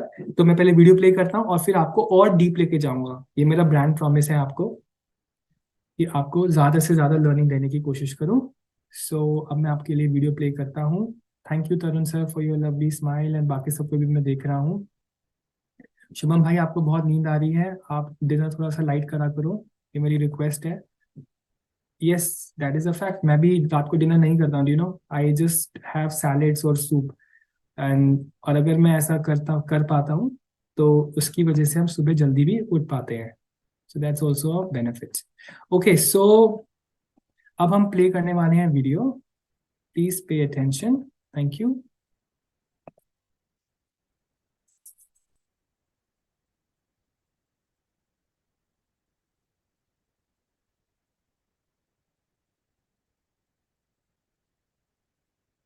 नमस्कार, विवेक बिंद्रा बोल रहा हूँ, founder and CEO Bada business dot com. आज के इस फ्रेमवर्क में आपका स्वागत है। हायरिंग कैसे की जाए, हायरिंग करने के लिए क्या करना चाहिए, ये फ्रेमवर्क लेकर के आया हूं आपके सामने। सबसे पहले शुरू करते हैं रिचर्ड ब्रांसन के 3 स्टेप फॉर्मूला से। Know your own strength and weakness.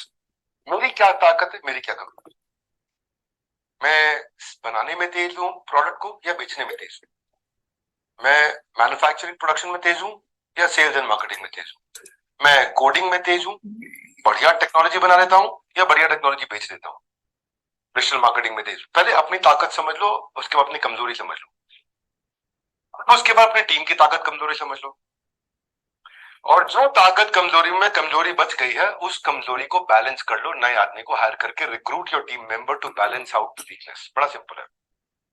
अब आपके मन में आएगा ठीक है चलो मेरे को बनाना आता है, बेचना नहीं आता, तो बेचने की टीम ले लेता हूं। मैंने उदाहरण दिया सिंपल, तो कैसे लूंगा, तो याद है आपको लीडरशिप फनल में आपको 4 स्टेप का फ्रेमवर्क कराया था, action man, process man, people man, idea man.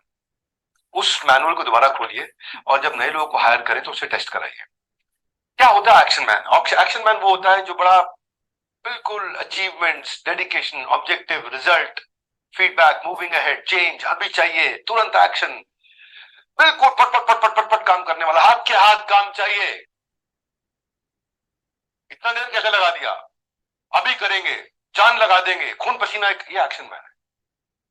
आपको समझना है जिस रोल के लिए आप हायर कर रहे हो उसमें कौन आदमी चाहिए। प्रोसेस मैन तो नहीं चाहिए, प्रोसीजर, एनालिसिस, टेस्ट करना, डिटेल में जाना, डिटेल में एक्सेल फाइल बनाना, चीजों को ट्राई करना, प्लान करना, ऑर्गेनाइज करना। कौन चाहिए आपको? बड़ा सिस्टम ओरिएंटेड चाहिए आदमी जो टेबल डेस्क पे बैठ करके एक्सेल पे चीजों को ड्राइव कर सके। या आपको पीपल मैन चाहिए जो रिश्ते बना के काम करा दे।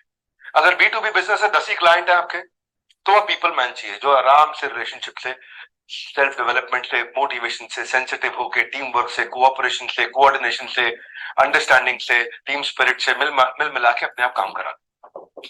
या फिर जो रोल आप हायर कर रहे हो उसमें आपको आइडिया मैन चाहिए जो बार बार फंसती हुई चीज को क्रिएटिविटी और इनोवेशन और नई अपॉर्चुनिटी और नए डिजाइन और नए मेथड और नए तरीके से इंप्रूव करने के तरीके से काम करके दिखाए। तो 4 तरह के लोग होते हैं मेनली। इन 4 तरह के लोगों में मैंने आपसे सवाल भी पूछा था, अगर आपको ब्रांच आउट करना, नया प्रोजेक्ट खोलना है, तो ब्रांच आउट करते वक्त कौन से कॉम्बिनेशन के लोग लेंगे? जब इनिशिएशन और एक्सपेंशन करना हो तब कौन से 2 लोग चाहिए? तो आपको चाहिए एक्शन आइडिया। और जब चीजें मेंटेन करनी हो, ऑपरेशन संभालने हो, तो कौन चाहिए? People process. पीपल प्रोसेस रिश्ते से और प्रोसेस से चीजों को मेंटेन कर लेंगे। और एग्रेसिव लोग एक्शन आइडिया, वो जाकर के नया ब्रांच, नया इनिशिएशन, नया प्रोजेक्ट ले आएंगे। तो सबसे पहले आप ये 3 स्टेप आप बना लीजिए कि भाई जिस रोल के लिए आदमी ले रहे हैं, रोल कौन सा, फॉर एग्जाम्पल सेल्स, ऑपरेशंस, तो कॉम्पिटेंस क्या चाहिए होगा। और तीसरा है अब कौन सा स्टाइल का आदमी हायर करोगे? Action, people, idea, process. You like hire the one who is right, जो सही आदमी वो हायर करना है आपको, है कि नहीं? तो अब आपने सबसे पहले फ्रेमवर्क में ये 3 स्टेप कर लिए, मेरी स्ट्रेंथ वीकनेस देख लिया, फिर आपने टीम की स्ट्रेंथ वीकनेस देख लिया, अब देख लिया बैलेंस आउट करने के लिए किस आदमी को हायर करना है। उसके बाद आपने फिर अगले 3 स्टेप देखिए, उसका रोल डिफाइन किया। कॉम्पिटेंस आपने देखा, स्किल कॉम्पिटेंस का अर्थ क्या है? स्किल कॉम्पिटेंस में मैंने बताया आपको एक्शन, आइडिया, पीपल, प्रोसेस में से चुनो कौन सा आदमी चाहिए। उस मैनुअल में अगले पेज में इनका जो स्टाइल है, इनका बिहेवियर है वो भी दिया हुआ है, तो मैनुअल खोलिएगा और अब फाइनली डिसाइड कर लीजिए कि भाई मैं एक्शन का स्कोर ज्यादा आएगा, पीपल का ज्यादा आएगा, आइडिया प्रोसेस, उसको हायर करूंगा। अब आते हैं हम अगले 5 पॉइंट पे। हायर करते वक्त 5 चीजों का ध्यान रखिए। क्या ये आपके विजन से अलाइंड हो रहा है? दूसरा, क्या है फोकस है? तीसरा, क्या ये हाई एनर्जी है? चौथा, क्या है मेकर कल्चर खुद करता है? और पांचवा, क्या है ए कैटेगरी है? एक एक करके समझते हैं। विजन से अलाइन होने का मतलब है अगर आप वो लोग लेंगे जो जॉब कर सकते हैं पैसे के लिए, तो वो दमदार नहीं।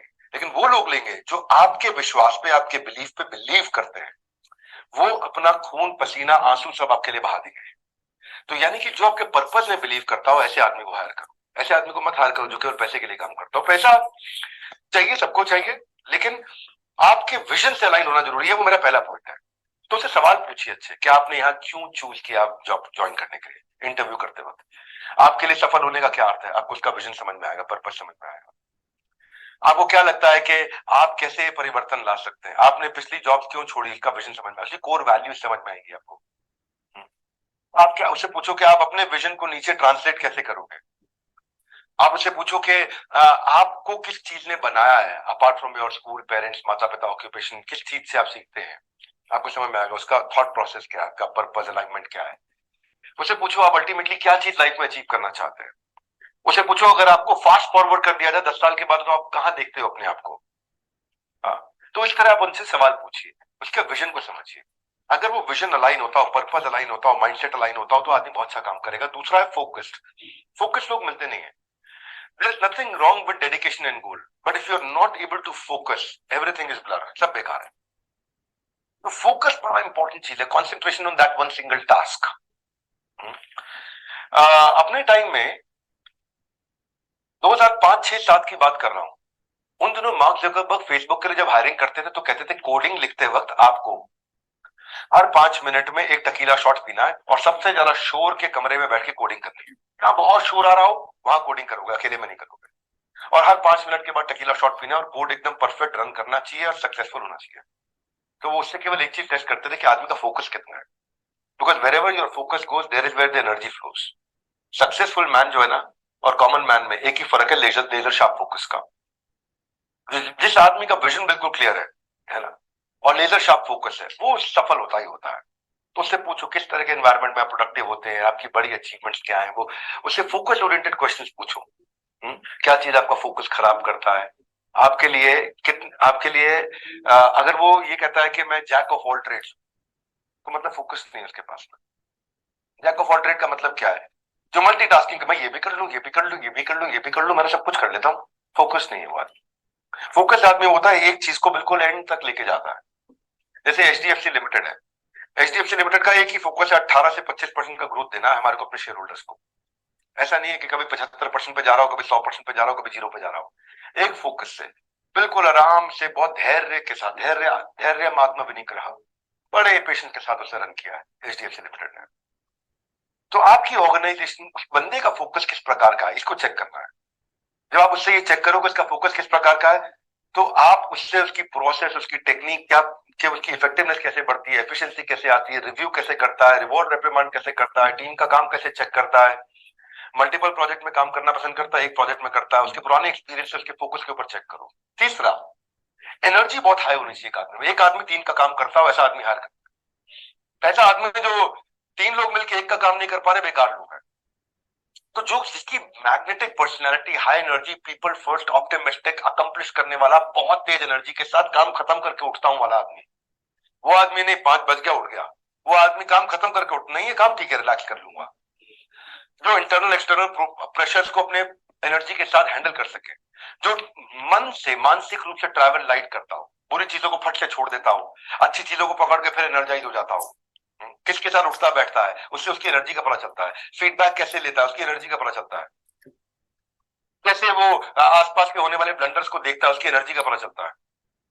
तो उसके अंदर एनर्जी बहुत ज्यादा होनी चाहिए। जिसमें हाई एनर्जी है ना, वो कठिन परिस्थिति में भी काम करके जाएगा। इसको भी टिक मार्क करो, बंदे में है कि नहीं हाई एनर्जी। मुझे पूछो अनयूजुअल चीजों को आप कैसे हैंडल करते हो। आप काम करते वक्त उसका इमोशन कैसे रहता है, बातचीत करते हुए उसके चेहरा, उसकी भाव भंगिमा, उसका एक्सप्रेशन, उसकी मुस्कुराहट कैसी रहती है। तो ये हो गए तीन चीज। तीन क्या बताई मैंने अभी तक आपको? विजन अलाइनमेंट, दूसरा बताया फोकस, तीसरा बताया एनर्जी, चौथा है मेकर कल्चर। इस पे भी टिक करो, 10 में से नंबर 2 साधने को। मेकर कल्चर का मतलब क्या हो? वो जब जरूरत पड़े तो खुद काम करूं, और जब टीम से करा रहा हूं तो केबिन में बैठ जाऊं या वर्क स्टेशन पे बैठ जाऊं। जमीन पे बैठना पड़े तो जमीन पे बैठूं, केबिन में बैठ के सीईओ बनना पड़े तो सीईओ बनूं, सीईओ जो भी उसकी डेजिग्नेशन है। मेकर कल्चर का मतलब जब खुद भी करना हो, नहीं जी मैं टीम से काम कराता हूं, मैं इतना सीनियर होकर ना, जब खुद उतरना पड़े तो उतरेगा कि नहीं उतरेगा।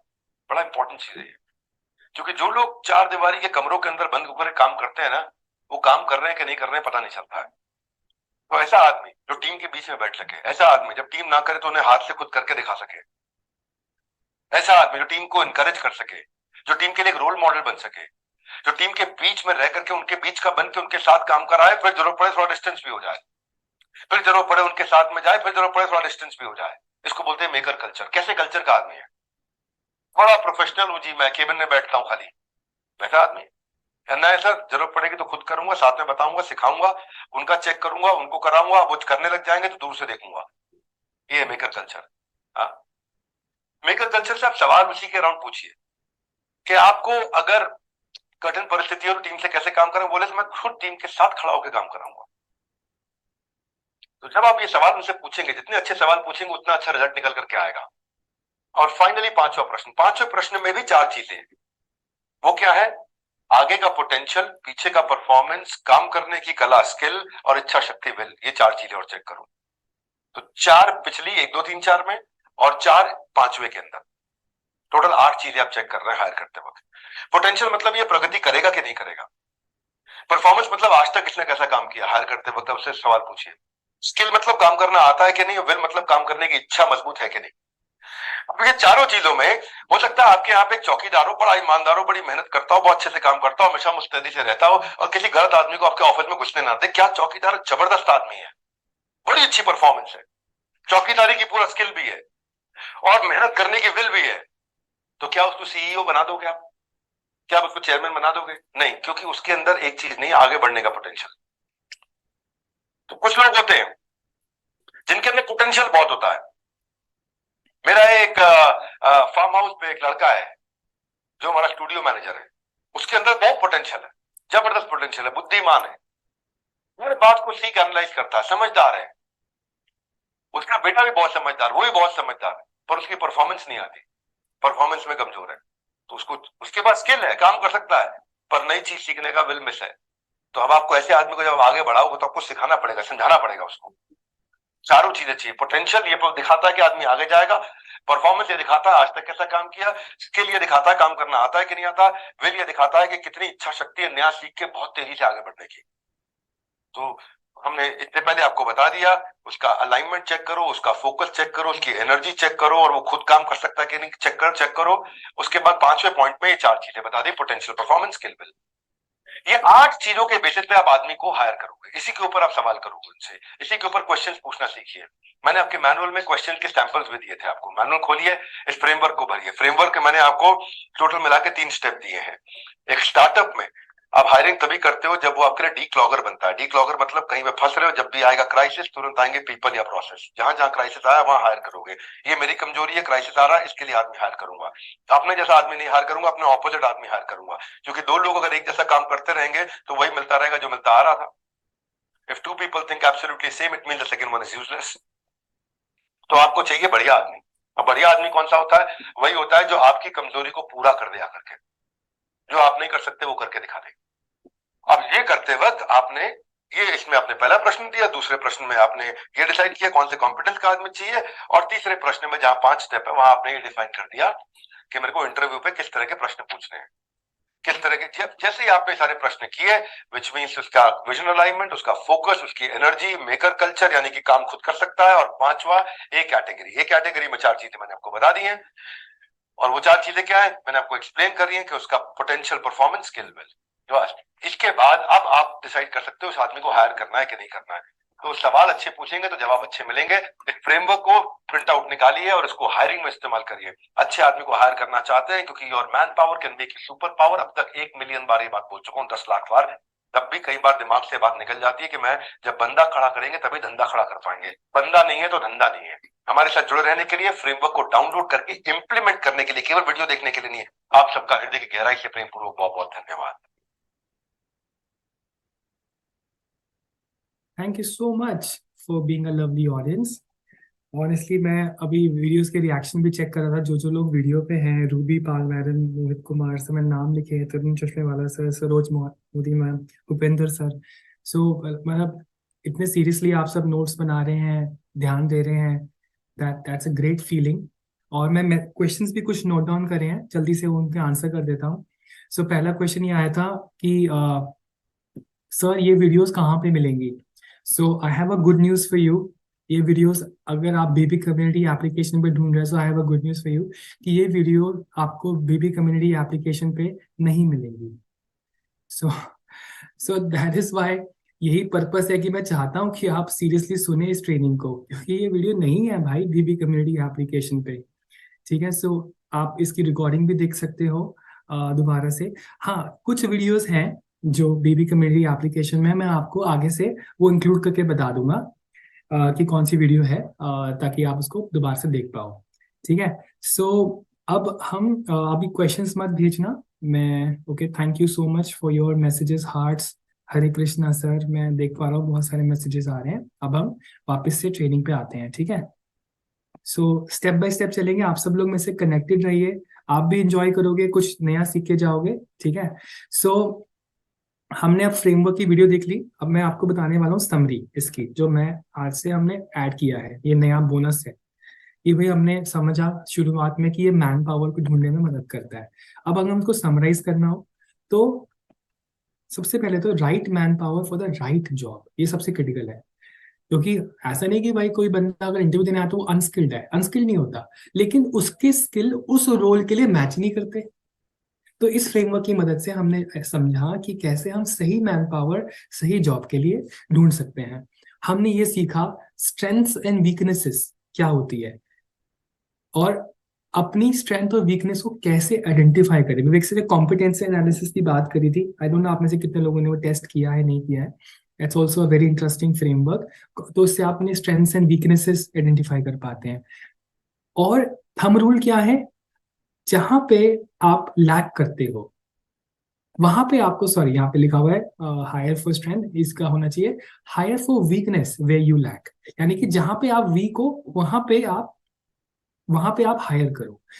और आपका अगर जो गोल्डन स्टेटमेंट ने क्या दी कि अगर एक रूम में, यानी कि एक ही कंपनी में सारे लोग एक जैसे सोचते हैं कि हाँ सर हमें तो प्रॉफिट के लिए काम करना है, हाँ सर हम ये कर लेते हैं, तो then there will be no growth। Sir ने क्या गोल्डन स्टेटमेंट दी थी, if two people in the room think absolutely the same then the second one is useless। यानी कि अगर सब लोग जैसा सोच रहे हैं तो फिर then there is no variety, there is no new thought।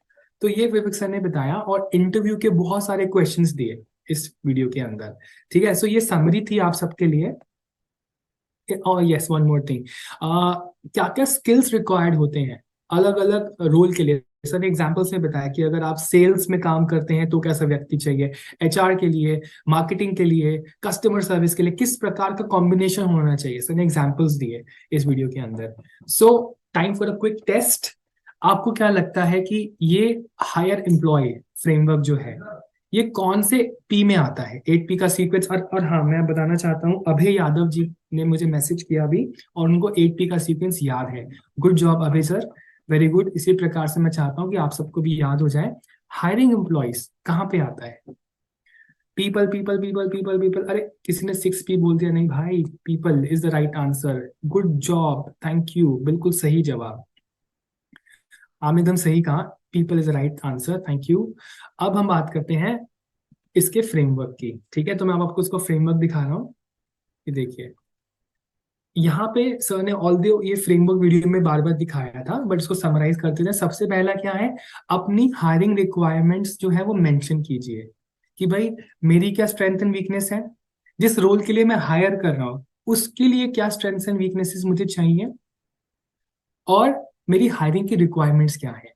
इसके अलावा सर ने बताया कि अब हर कैंडिडेट का जो पोटेंशियल है, स्किल, कॉम्पिटेंसी, स्टाइल, वो आप आइडेंटिफाई कीजिए सेकंड सेक्शन में, यानी कि कौन से रोल में है, क्या स्किल है, क्या किस प्रकार का व्यक्ति चाहिए। आप कॉम्पिटेंसी एनालिसिस जो है ना, वो टेस्ट कर सकते हैं नए हायर के साथ कि वो एक्शन मैन है, पीपल मैन है, प्रोसेस मैन है, आइडिया मैन है। और फिर कुछ क्वेश्चंस हैं क्वालिफाई करने के लिए कि क्या वो विजन से अलाइंड है, क्या उसकी एनर्जी हाई है, क्या वो फोकस्ड है, क्या वो एक कैटेगरी सर ने बताया पोटेंशियल, परफॉर्मेंस, स्किल, विल। तो ये सारे विवेक सर ने ऑल द वीडियो में बहुत अच्छे से एक्सप्लेन किया है, बट फिर भी अगर आपको एक समरी चाहिए थी तो मैंने आपको उसका फ्रेमवर्क दिखा दिया है, ताकि हम आगे जब टारगेट ऑडियंस पे जाएं तब आप उसको रिलेट कर पाए। अच्छा, सो एक और question, quick test to check your understanding. अगर मैं स्टेटमेंट बोलूं कि पीपल मैन जो है वो बेस्ट है B2C इंडस्ट्री के लिए, तो क्या ये सही होगी? यस और हमें बताइएगा।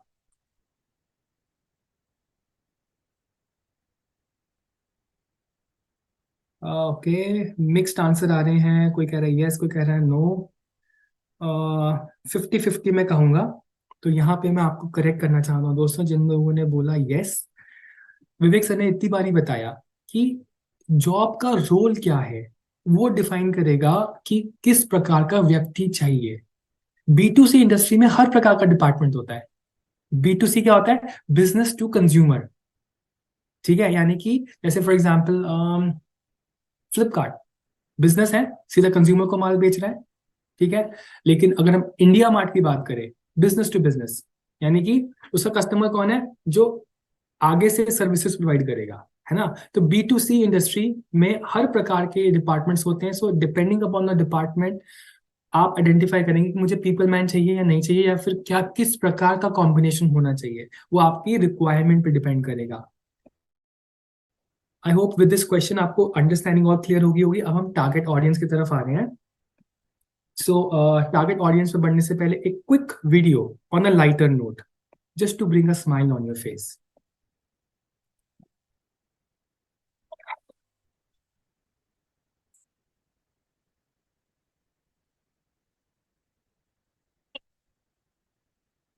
There's something I want to tell you. Right. -2.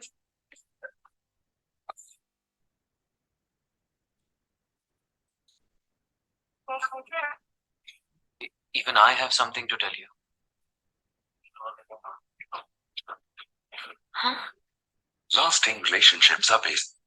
क्योंकि हम टारगेट ऑडियंस की बात करने वाले हैं और बहुत सारी प्रॉब्लम्स की बात करने वाले हैं, so just a small video to bring a smile on your face. So अब हम बात करेंगे वर्किंग प्रोफेशनल और स्टूडेंट्स की। अगर हम वर्किंग प्रोफेशनल स्टूडेंट्स की बात करें तो क्या है need? Starting a business, already हमने इसको बहुत बार डिस्कस किया, सो आई मूव ऑन। कैसी कैसी प्रॉब्लम्स आती हैं? हायरिंग को लेकर क्लैरिटी नहीं होती, भाई बिजनेस तो शुरू करना है लेकिन हायर कैसे करूं। और अगर मुझे अपनी मैन पावर को, क्योंकि स्टार्टअप की विजन क्या होती है? एक बंदे से सारे काम करवा लूं, पहला, कम पैसे में हायर कर लूं, अच्छा टैलेंट ले आऊं। तो भाई ऐसी मैन पावर जो टैलेंटेड है उसको कंपनी की विजन से कैसे अलाइन करूं, ये नहीं आता। इसके अलावा फोकस्ड और डेडिकेटेड मैन पावर नहीं मिल पाती, या अगर हायर भी कर लेते हैं तो क्या होता है कि फोकस मिसिंग होता है, डेडिकेटेड नहीं होती है। उसकी वजह से क्या होता है कि स्टार्टअप में परफॉर्मेंस नहीं आ पाती बिजनेस की। इसके अलावा क्या प्रॉब्लम हो जाती है? लो एनर्जी रहती है और प्रोडक्टिविटी रहती है एम्प्लॉयज की। ये सारी जो मैंने आपको प्रॉब्लम्स मेंशन करी है, इन सभी प्रॉब्लम्स का जो सोल्यूशन है वो हमारे फ्रेमवर्क में मिलता है। ठीक है, तो मैं आपको बताऊंगा भी, और आप स्टेटमेंट्स भी देखेंगे जो आप यूज कर सकते हैं वैल्यू जनरेशन के लिए।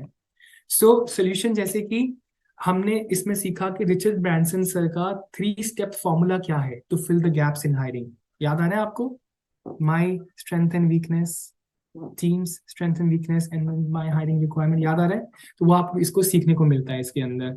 इसके अलावा इस फ्रेमवर्क की मदद से सर आप जो है सही सवाल क्या पूछने चाहिए आपके स्टार्टअप के लिए हायर करते समय, वो आप जान पाएंगे। सही सवाल, सर बहुत सारी कैटेगरी बताई, मैं आपको रिपीट नहीं करूंगा, आई hope you can recall. Sir Facebook के जो ओनर हैं जब वो हायरिंग करते हैं तो वो क्या टेक्निक्स यूज करते हैं, क्या वो जानना चाहेंगे? तो ये भी इसके अंदर कवर किया है।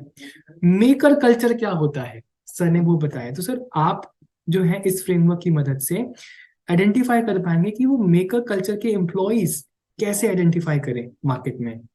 और सबसे बड़ा इंपॉर्टेंट एलिमेंट क्या है, सबसे बड़ा यूएसपी क्या है इस फ्रेमवर्क का, आप ऐसे लोगों को इकट्ठा कर पाएंगे एक स्टार्टअप के लिए जो आपके बिजनेस में ग्रोथ लेकर आएंगे सर, वो आपके लिए जान लगा देंगे। एक सर ने बहुत कुछ बताया इसके बारे में, मैं रिपीट नहीं करूंगा, टाइम भी थोड़ा सा लिमिटेड है मेरे पास, बहुत सारा कंटेंट रह गया है।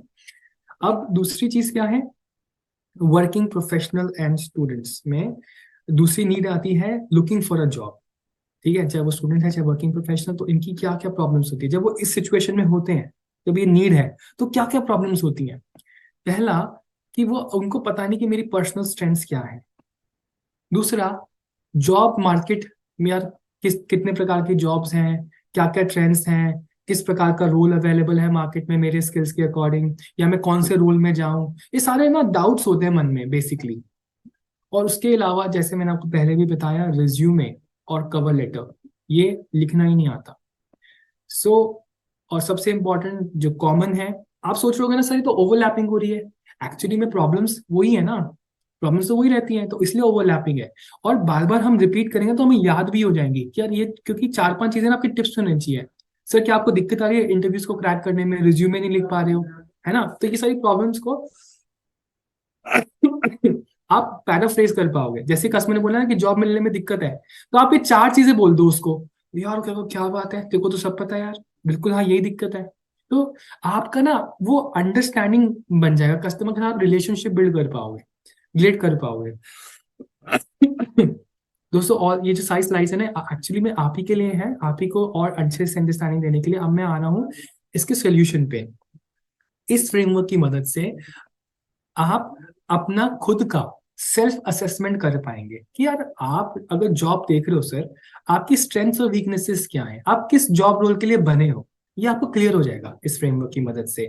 आप करंट मार्केट की जो नीड है वो आप इस्टेब्लिश कर पाओगे कैसे, क्योंकि सवाल पूछेंगे ना विवेक सर इसमें बहुत सारे कि क्या किस प्रकार की जॉब देख रहे हो, क्या रिक्वायरमेंट्स है, क्या स्ट्रेंथ्स है, क्या वीकनेसेस है, तो आपको ना मार्केट का ट्रेंड समझ में आने लग जाएगा। मार्केट का ट्रेंड और कैसे समझ में आता है, जब आप ये सवाल पूछते हो तो आप रिसर्च भी करते हो।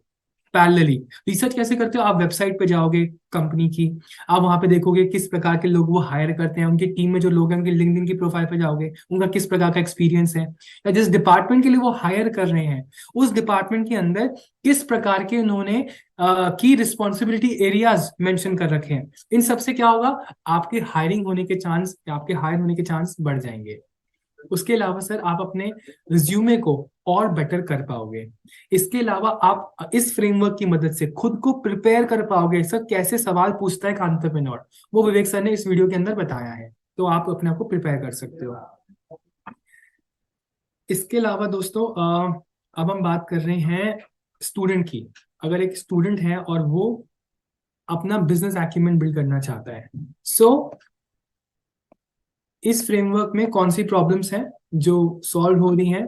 पहला ये कि अगर एक एक स्टूडेंट को पता ही नहीं कि बिजनेस के फंडामेंटल्स क्या होते हैं, तो वो क्या इंटरव्यू देने जाएगा या क्या अपने बिजनेस को अपने बिजनेस एक्यूमेंट को बिल्ड करेगा। यहाँ पे विवेक सर ने बताया है कि हाउ कंपनीज आर हायरिंग। और इसके अलावा अगर आप जॉब देख रहे हो तो कैसी जॉब, कैसे कैसे आपको स्ट्रेंथ या वीकनेसेस को आइडेंटिफाई करना है।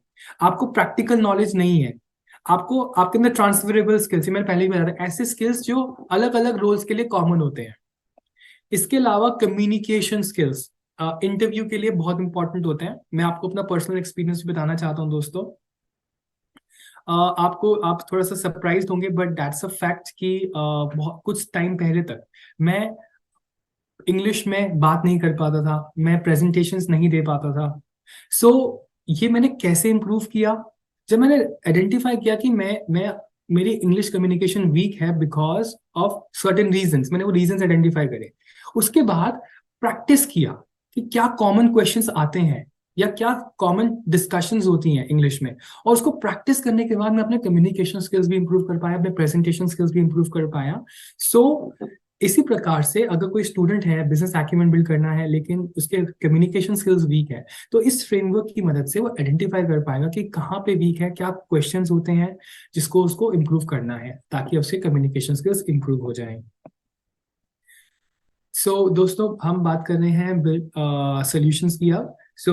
आप case study based training and example से सीखते हैं, आपको कॉन्फिडेंस बढ़ता है, क्योंकि आप, जैसे मैंने आपको पहले भी बताया, so I will not spend much time here. In a nutshell, जब आप इन फ्रेमवर्क्स को देखते हैं, एग्जाम्पल्स को देखते हैं, फ्रेमवर्क को करते हैं, आपका कॉन्फिडेंस बढ़ता है। कॉन्फिडेंस बढ़ के आप इंटर्नशिप या जॉब्स के लिए अप्लाई करते हैं, और उसके बाद आपका प्रैक्टिकल एक्सपीरियंस मार्केट में वो और आप गेन कर पाते हैं। इसके अलावा आप हाई वैल्यूड स्किल, जैसे मैंने आपको बताया, लीडरशिप, हायरिंग, ये सब आप आंसर कर सकते हैं। जैसे फॉर एग्जांपल, अगर आप जॉब देखने जा रहे हैं, आपको पता है कि यार जॉब जो जो बंदे हायर करता है वो कैसे हायर करता है, क्या सोचता है, तो वो भी एक स्किल है, ताकि आप इंटरव्यूज क्रैक कर पाए इजिली। तो आप इस प्रकार के नए नए स्किल्स आप एक्वायर कर पाते हैं, और एंड ऑब्वियसली जैसे मैंने आपको बताया, आप अपने कम्युनिकेशन स्किल्स भी हैं वो भी आप इंप्रूव कर पाते हैं। वर्किंग प्रोफेशनल जो कैरियर में ग्रोथ चाहते हैं या अपनी जॉब से डिससैटिस्फाइड है, उनको क्या प्रॉब्लम आती है, skill gap, career growth stagnant हो चुकी है, अंडर वैल्यू फील करते हैं, मोटिवेशन कम है, पर्पस कम है लाइफ का, तो ये कैसे हेल्प कर रहा है, ये मैं थोड़ा सा इसमें स्पीड इंक्रीज करूँ क्योंकि मैं पहले कवर कर चुका हूँ। सबसे पहले तो आप अपनी स्ट्रेंथ्स को आइडेंटिफाई कर पाएंगे सर इस फ्रेमवर्क की मदद से। आप इस फ्रेमवर्क की मदद से अपना खुद का असेसमेंट कर पाएंगे। आप कैसे प्रेजेंट करना चाहिए खुद को, आपको अपनी स्ट्रेंथ्स और वीकनेसेस को कैसे प्रेजेंट करना चाहिए, आप वो रेडी कर पाएंगे, अपने आप को तैयार कर पाएंगे उसके लिए। आईजीपीस कैसे क्रैक करनी है, इंटरव्यूज कैसे क्रैक करने हैं, करेक्ट जॉब रोल क्या है आपके लिए, आप वो ढूंढ पाएंगे। और एंड ऑब्वियसली अगर आप एक कंटिन्यूअस प्रोफेशनल ग्रोथ चाहते हैं, तो आपको पता होना चाहिए कि अगर आज मैं सेल में एग्जीक्यूटिव हूं, तो मेरे लिए नेक्स्ट रोल क्या है, उसके बाद नेक्स्ट रोल क्या है, वो जो रोड मैप है अपनी ग्रोथ का, वो आप क्लियरली डिफाइन कर पाएंगे, बिकॉज आपको आपकी स्ट्रेंथ्स और वीकनेसेस पता है। अगर आप अभी सेल्स के रोल में आपको दिख रहा है कि यार ये मेरे लिए है ही नहीं इंडस्ट्री, मैं प्रेशर में काम नहीं कर सकता, या मैं टारगेट्स के पीछे नहीं भाग सकता, यानी कि आपके लिए वो इंडस्ट्री है ही नहीं, तो आप ये आइडेंटिफाई कर पाएंगे, अपना रोड मैप डिफाइन कर पाएंगे। अगर एक बिजनेसमैन एंड एंटरप्रेन्योर है जो अपने बिजनेस की प्रॉब्लम्स को सॉल्व करना चाहता है या बिजनेस को एक्सपैंड करना चाहता है, तो वो उसको क्या क्या प्रॉब्लम्स आती हैं। सबसे पहले आती है कि भाई वो उसको सही टैलेंट नहीं मिलता, उसको सही मैन पावर नहीं मिलती, उसको सही मैन पावर दिख भी जाती है तो वो उसको आइडेंटिफाई नहीं कर पाता कि यार ये मेरे लिए सही नहीं। तो बहुत सारे लोग होते हैं इंटरव्यू देने आते हैं, और ऑनेस्टली ऐसा कहते हैं कि जितनी रिज्यूमे में बातें लिखी होती है सब झूठ है, सब झूठ होती है, मतलब कुछ भी लोग लिखते हैं। आप देखो कोई भी रिज्यूमे उठा के देख लो, क्या लिखा होता है फर्स्ट लाइन में, seeking a challenging opportunity to excel in my career. अरे भाई जब चैलेंज आता है तो क्या कहते हैं, सर ये तो नहीं हो पाएगा, सर ये तो बहुत डिफिकल्ट है, सर 7 बजे तो घर जाना है ना। तो रिज्यूमे में आधी बातें झूठी लिखी होती है, और ऑनेस्टली अगर आप रिज्यूमे में देखोगे तो आप ऐसा देखोगे कि यार ये बंदा तो परफेक्ट है, मतलब ये तो अवतार है, अगर आप उसके देखोगे कि उसने क्या क्या किया हुआ है। बट इवेंचुअली जब आप हायर करते हो तो आप देखते हो कि यार ये तो राइट स्किल ही नहीं है इसके अंदर फॉर दैट रोल। इसके अलावा आपने हायरिंग प्रोसेस आपका बहुत वीक होता है। आपको पता है जनरली लोग कैसे हायर करते हैं, अरे यार ये तो मेरे काके का लड़का है, ये तो मेरा रिश्तेदार है, इसको रख लेते हैं, ये तो भरोसे का बंदा है। तो बिजनेसमैन जिसको बिजनेस की प्रॉब्लम्स आ रही है, बिजनेस एक्सपैंड नहीं कर पा रहे, भाई उसका हायरिंग प्रोसेस ही बहुत वीक होता है। इसके अलावा वो है ना बहुत डिसअपॉइंटमेंट होती है, जैसे कि जब विवेक सर ये कॉम्पिटेंसी एनालिसिस कराते हैं ना, तो कुछ पार्टिसिपेंट्स है ना वो ना ऐसा फील करते हैं वीडियो देखने के बाद कि यार ये तो मतलब मैं तो सेल्स में वीक हूँ या मैं एक्शन में वीक हूँ, सर क्या मैं बिजनेस कर पाऊंगा। सो एक जनरली ना एक एंटरप्रेन्योर के ज़हन में ना एक ऐसा फील होता है कि सर मैं ना सेल्स नहीं कर पा रहा, लगता है मेरे लिए बना ही नहीं है बिजनेस, मैं जॉब कर लेता हूँ। सो एक डिसअपॉइंटमेंट की फीलिंग होती है ऐसे लोगों के अंदर जो बिजनेस को एक्सपैंड करना चाहते हैं, बिजनेस की प्रॉब्लम्स को सॉल्व करना चाहते हैं। अब ये फ्रेमवर्क कैसे हेल्प करता है उस पर लेके चलता हूं मैं आपको। सबसे पहले तो दोस्तों आप अपने एम्प्लॉयज की प्रोडक्टिविटी बढ़ा पाते हैं। कैसे बढ़ा पाते हैं प्रोडक्टिविटी, बहुत आसान है ना, आप आइडेंटिफाई कर लीजिए किस प्रकार के लोग चाहिए, और अगर आपने सही रोल के लिए सही लोग हायर कर लिए तो क्या होगा, उनकी प्रोडक्टिविटी ऑटोमेटिकली हायर हो जाएगी। इसके अलावा आप सही कैंडिडेट्स का सिलेक्शन कर पाएंगे। इसके अलावा आप अपनी कंपनी का जो वर्क कल्चर है वो पैरासाइट नहीं होने देंगे। पैरासाइट मतलब कि ऐसे लोग जिनको कंपनी की ग्रोथ में कुछ नहीं पड़ा है, उनको सिर्फ अपनी सैलरी से अपने घर सुबह टाइम पे आना, सुबह टाइम से जाना, दिन में 3 ब्रेक्स लेना, उसकी पड़ी है। तो ऐसे लोगों को आप फिल्टर आउट कर पाएंगे और अपनी कंपनी का जो वर्क कल्चर है वो स्ट्रॉन्ग कर पाएंगे। इसके अलावा आप जो जो चाहते हैं जैसे एरर्स, जैसे फॉर एग्जांपल अगर आपने गलत मैन पावर हायर कर ली, फॉर एग्जांपल आपको आपको सेल के लिए हायरिंग करनी थी, आपने ऐसे व्यक्ति हायर कर लिए जो सेल में अच्छे ही नहीं है, तो क्या होगा? पहला खर्चा होगा कि आपने किसी को हायर किया, उसकी सैलरी पे कर दी। दूसरा गलती क्या कर दिया सर? दूसरी गलती ये कर दी कि आपने उसको सैलरी दी अगले 2 महीने 3 महीने। तीसरी गलती क्या कर दी? आपका मोरल डाउन होगा, मोटिवेशन डाउन हो गया। साथ में चौथी गलती क्या कर दी? सब देख रहे हैं कि यार यहाँ पे तो सारे लोग ऐसे परफॉर्म नहीं कर पा रहे। तो इतनी ज्यादा नुकसान हो गया आपका गलत मैन पावर को हायर करके। तो सोचो आपने वो सब अवॉइड कर दिया। यानी कि अगर आप किसी कस्टमर के साथ बात करो, कैसे वैल्यू जनरेट करोगे सर? आप साल के लाखों रुपए जो आप बर्बाद कर देते हो गलत मैन पावर को हायर करके, आप उसको बचा सकते हो इस फ्रेमवर्क की मदद से।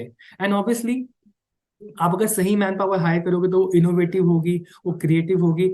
एंड अगर आपके पास सेटिस्फाइड एम्प्लॉयज हैं तो इसका मतलब है कि आपका कस्टमर भी सेटिस्फाइड होंगे। यानी कि देयर इज अ सेइंग, अगर आपको सेटिस्फाइड कस्टमर चाहिए ना, तो आपके एम्प्लॉयज सेटिस्फाइड होने चाहिए। एंड ऑब्वियसली अगर आपके एम्प्लॉयज भी सेटिस्फाइड हैं और आपका कस्टमर भी सेटिस्फाइड है, तो आप अपना एक स्ट्रॉन्ग एम्प्लॉयर ब्रांड बन पाएंगे। यानी कि ऐसा कंपनी बन पाएंगे जहां पे लोग खुद पर खुद आते हैं इंटरव्यू देने के लिए या जॉब पे रखने के लिए। इसका क्या फायदा होता है? लोग छोड़ के नहीं जाते, आपका रिटेंशन हाई होता है, नए बंदे बनाने की कॉस्ट कम हो जाती है। सो दोस्तों, ऑनेस्टली क्रिएटिविटी आपका पार्ट है, बिकॉज आपको ये मार्केट में लेके जाना है। मैंने आपको एक थॉट प्रोसेस दे रहा हूँ और उसको अपनी भाषा में लेके आने के लिए वो आप मेरे से अच्छा कर सकते हो। ठीक है? सो नीड एनालिसिस के क्वेश्चंस हैं सेकंड फ्रेमवर्क के, जल्दी से मैं बता देता हूँ। सर, क्या मुझे बता सकते हो कि इस समय आपकी हायरिंग की क्या क्या रिक्वायरमेंट्स हैं? अगर वो बताए कि सर मेरे को सेल के बंदे चाहिए, अच्छा सर इस रोल के लिए सही बंदे कैसे हैं या क्या हो सकते हैं? सर आपकी कंपनी में कौन सा ऐसा व्यक्ति है, किस प्रकार के ऐसे लोग हैं जो सबसे ज्यादा चलते हैं? सर क्या आपको दिक्कत होती है लोगों को, सही लोगों को ढूंढने में, हायर करने में? ऐसे कौन से मैन पावर है, ऐसे कौन से एम्प्लॉयज ऐसे जो आपको आगे बढ़ाने में जान लगा सकते हैं? क्या आप ऐसे लोग ढूंढ सकते हैं? सर क्या आपकी कंपनी के जो एम्प्लॉयज हैं उनका परफॉर्मेंस सही नहीं चल रहा? क्या आपके जो एम्प्लॉयज हैं वो आपकी कंपनी के मिशन, अगर कंपनी का जो मिशन है, जो विजन स्टेटमेंट है, क्या उससे अलाइंड है? सर आप क्या सवाल पूछते हैं इंटरव्यू करते वक्त?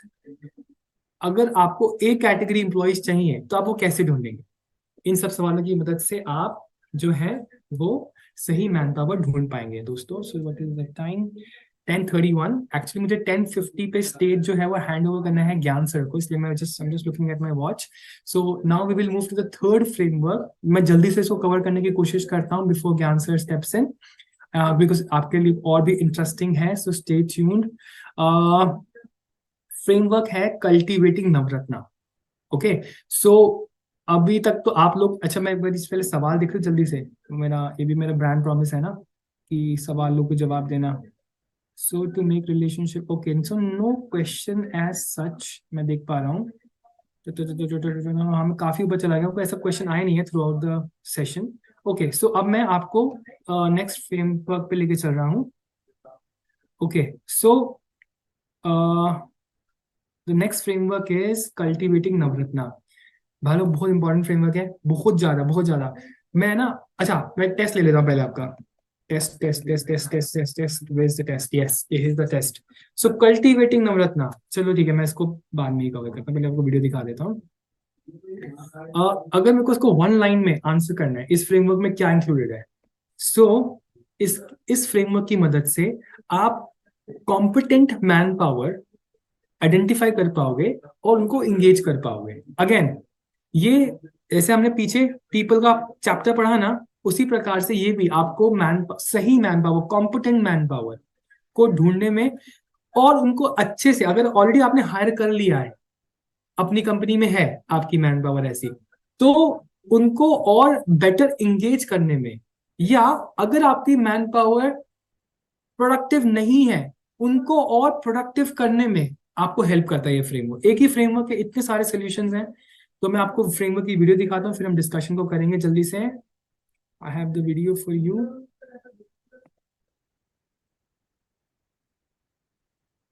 Please pay attention to the video, make notes, stay on the video. मैं नोट डाउन कर रहा हूँ आपके रिएक्शंस, आपकी स्माइल्स।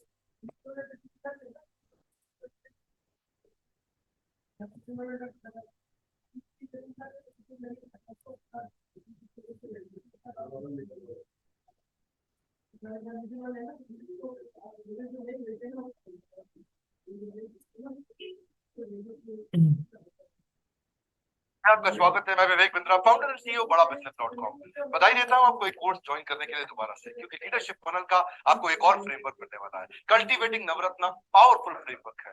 इससे पहले 5 बातें समझिए। बिजनेस ऑटोमेट करना चाहते हैं, planning, doing, enabling, monitoring, controlling. 5 बातें क्या? पहला, दूसरा, प्लानिंग, डूइंग। जब बिजनेस की शुरुआत होती है, ये दोनों को एक साथ मान लेते हैं। ये दोनों काम आप खुद ही करते हैं। प्लानिंग, डूइंग हमेशा आप शुरू में खुद ही करते हो, खुद ही प्लान करते हो, खुद ही काम करते हो। इसके बाद सेकंड स्टेज को ले लेते हैं, जो कि तीसरा पॉइंट है, एनेबलिंग। और एनेबलिंग मतलब दूसरों से काम कराते हो, एनेबल करते हो टीम को, मैन पावर हायर करते हो, उनको एनेबल करते हो, उनको समझाते हो कैसे करना है, उनको देखते हो, उनको ऑब्जर्व करते हो, फिर वो करना शुरू कर देते हैं। और उसके बाद फाइनली हम लोग तीसरी स्टेज ले लेते हैं, जिसमें चौथा और पांचवा पॉइंट वो क्या है? मॉनिटरिंग और कंट्रोलिंग। मॉनिटरिंग कंट्रोलिंग मतलब आप उनसे ही काम करा रहे हो, उन्हीं को मॉनिटर कर रहे हो, और उन्हीं की जो डिविएशन है उसका कोर्स करेक्शन दे रहे हो, उसको बोलते हैं कंट्रोलिंग, यानी कि ठीक कराना उनसे काम। मैंने 3 स्टेजेस में डिवाइड किया। पहले स्टेज में आप खुद ही काम करते हैं, दूसरी स्टेज में आप टीम से काम कराते हैं, और तीसरी स्टेज के अंदर जाते हैं और टीम काम करती है, आप दूर से उनको मॉनिटर और कंट्रोल करते हैं। इसमें दूसरे और तीसरे स्टेज बहुत इंपॉर्टेंट है, लोगों से काम कराना और उनके काम को मॉनिटर कंट्रोल करना। नवरत्ना के फ्रेमवर्क पे आने से पहले मैं आपको बताता हूँ, आप लोगों को मॉनिटर और कंट्रोल करते हो कि क्या वो प्रोडक्ट के डिफेक्ट्स तो नहीं दे रहे ज्यादा, उनके नंबर ऑफ एरर्स कम हो रहे हैं कि नहीं हो रहे हैं। ये अलग अलग मैट्रिक्स बनाने बड़े जरूरी है। अगर कोई सेल्स का आदमी है तो उसने सेल्स कितनी करी, रेवेन्यू कितना दिया, पोटेंशियल क्लाइंट कितने नए उसने बिल्ड किए, नंबर ऑफ फोन कॉल वो कितनी कर रहा है, नंबर ऑफ क्लाइंट विजिट कितनी कर पा रहा है, नंबर ऑफ एक्टिव लीड्स कितनी है उसकी। एक्टिव लीड मतलब जितने लोग कह रहे हैं माल खरीदूंगा खरीदूंगा खरीदूंगा, उसको एक्टिव लीड बोलते हैं। नंबर ऑफ यूनिट्स कितने प्रोड्यूस किए अगर वो मैन्युफैक्चरिंग में है। एक कस्टमर को हैंडल कितनी देर में करता है। ऐसा तो नहीं है कस्टमर 10 मिनट में कंप्लीट हो जाना चाहिए था, लेकिन वो लगा रहा है 30 मिनट, टाइम ज्यादा लगा रहा है, वेस्टेज हो रहा है। या फिर फर्स्ट कॉल रेजोल्यूशन दे पा रहा, नहीं दे पा रहा। उसके वर्क एफिशिएंसी के मैट्रिक्स बनने चाहिए। चलिए फ्रेमवर्क पे आते हैं। आपके सामने कुछ स्टेप्स लिखे हैं। पहला स्टेप लेते हैं, अपने नवरत्न किसको सोचते हो? कौन है आपका नवरत्न? उसका नाम लिख लो सबसे पहले। कौन है वो आदमी जिसके अंदर पोटेंशियल, परफॉर्मेंस, स्किल, विल सब कुछ है?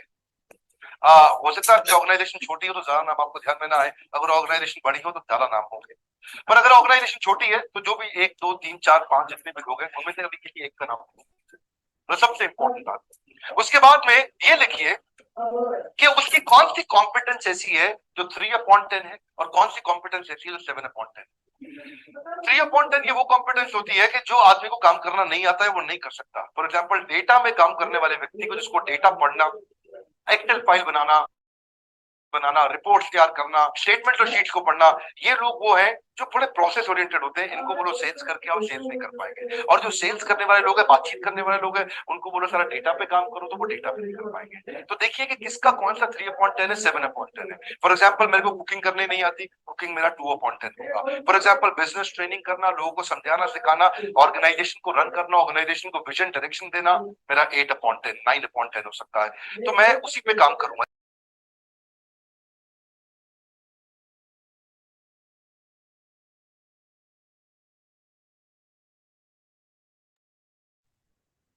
जितिन सर।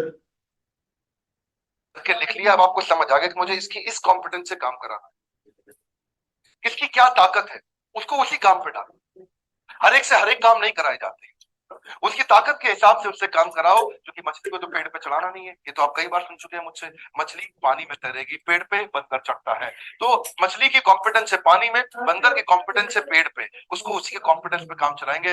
बंदर के लिए पेड़ 7/10 है, पानी 3/10 है। मछली के लिए पानी 7/10 है, पेड़ 3/10 है, या 3 भी नहीं होगा पेड़, उसके लिए पेड़ 0/10 है। अगला पॉइंट पे आते हैं। उसकी ताकत आपको समझ में आ गई। अब ऐसा करिए, अब उसके साथ में रैप एनालिसिस करिए। उसका नाइस और रैप एनालिसिस जरूरी है।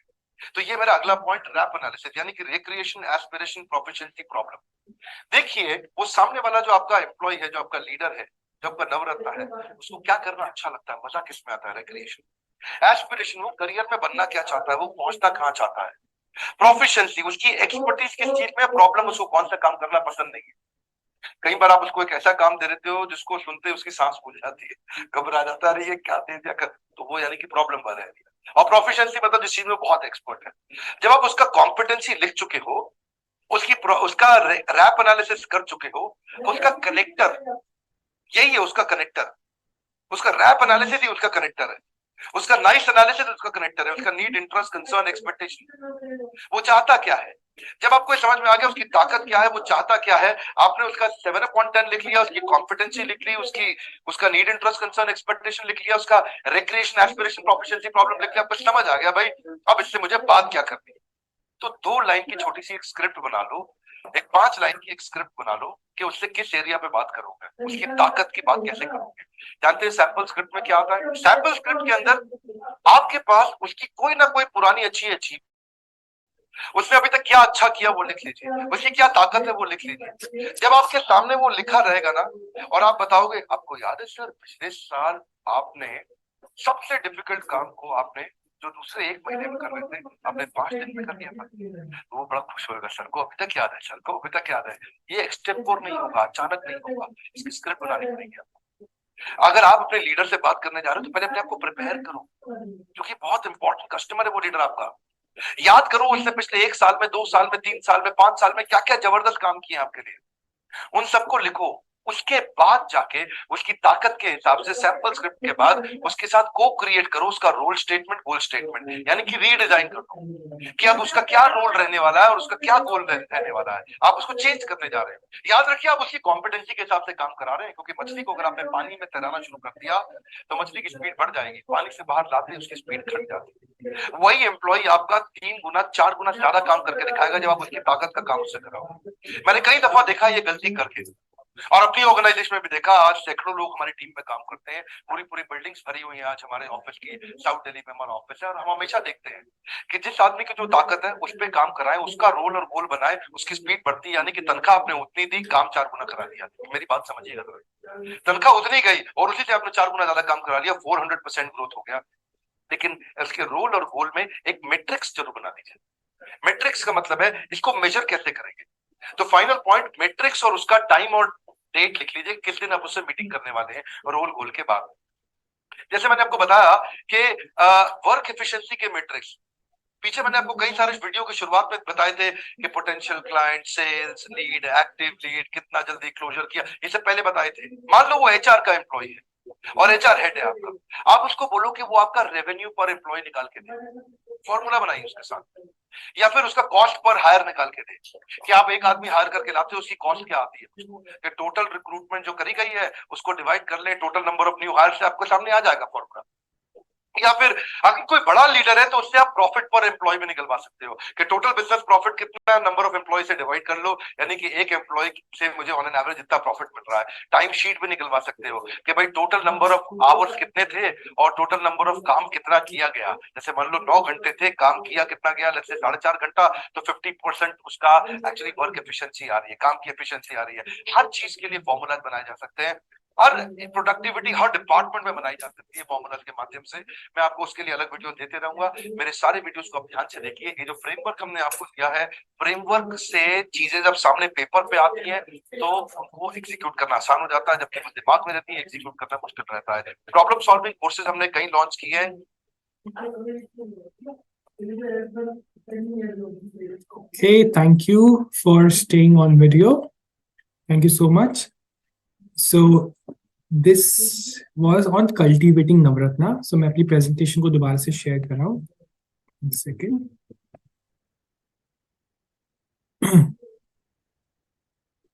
Okay, so अगर हमें समझना है कि एक सेकेंड प्रेजेंट क्यों नहीं हो रही है, ग्रेट। सो अगर हमें समझना है कि कल्टीवेटिंग नवरत्ना है क्या, जैसा हमने इस वीडियो को समझ के देखने के बाद ये समझ में आया, कल्टीवेट नवरत्ना मतलब वो की प्लेयर मतलब ऐसे लोग जो अभी कंपनी में काम कर रहे हैं और उनमें बहुत पोटेंशियल है, नवरत्ना है वो, उनको कल्टीवेट करना। कल्टीवेट मतलब उनको और आगे लेके जाना, उनको और ग्रो करने में और ज्यादा ग्रोथ देने में कंपनी में इनेबल करना, ये है कल्टीवेटिंग नवरत्ना। आपने इसके अंदर सीखा, अगर हम समरी डिफाइन करें तो सबसे पहले तो ये कि बिजनेस की अलग अलग स्टेजेस सर ने बताई बिजनेस ऑटोमेशन की।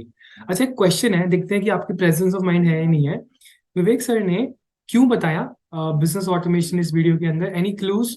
सोचिए कि तो कल्टीवेटिंग नवरत्ना की बात थी, तो विवेक सर ने बिजनेस ऑटोमेशन की क्यों बात करी? क्या लिंक है दोनों के अंदर? मैं आपका बिजनेस एक्यूमेंट चेक करना चाहता हूँ जल्दी से।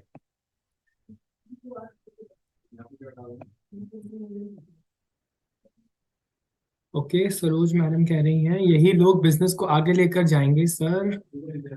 Anyone else? I will give you 15 more seconds. Pinky madam कह रही है बिजनेस ग्रो। फारूक सर कह रहे हैं अपने पीछे से काम चलता रहे।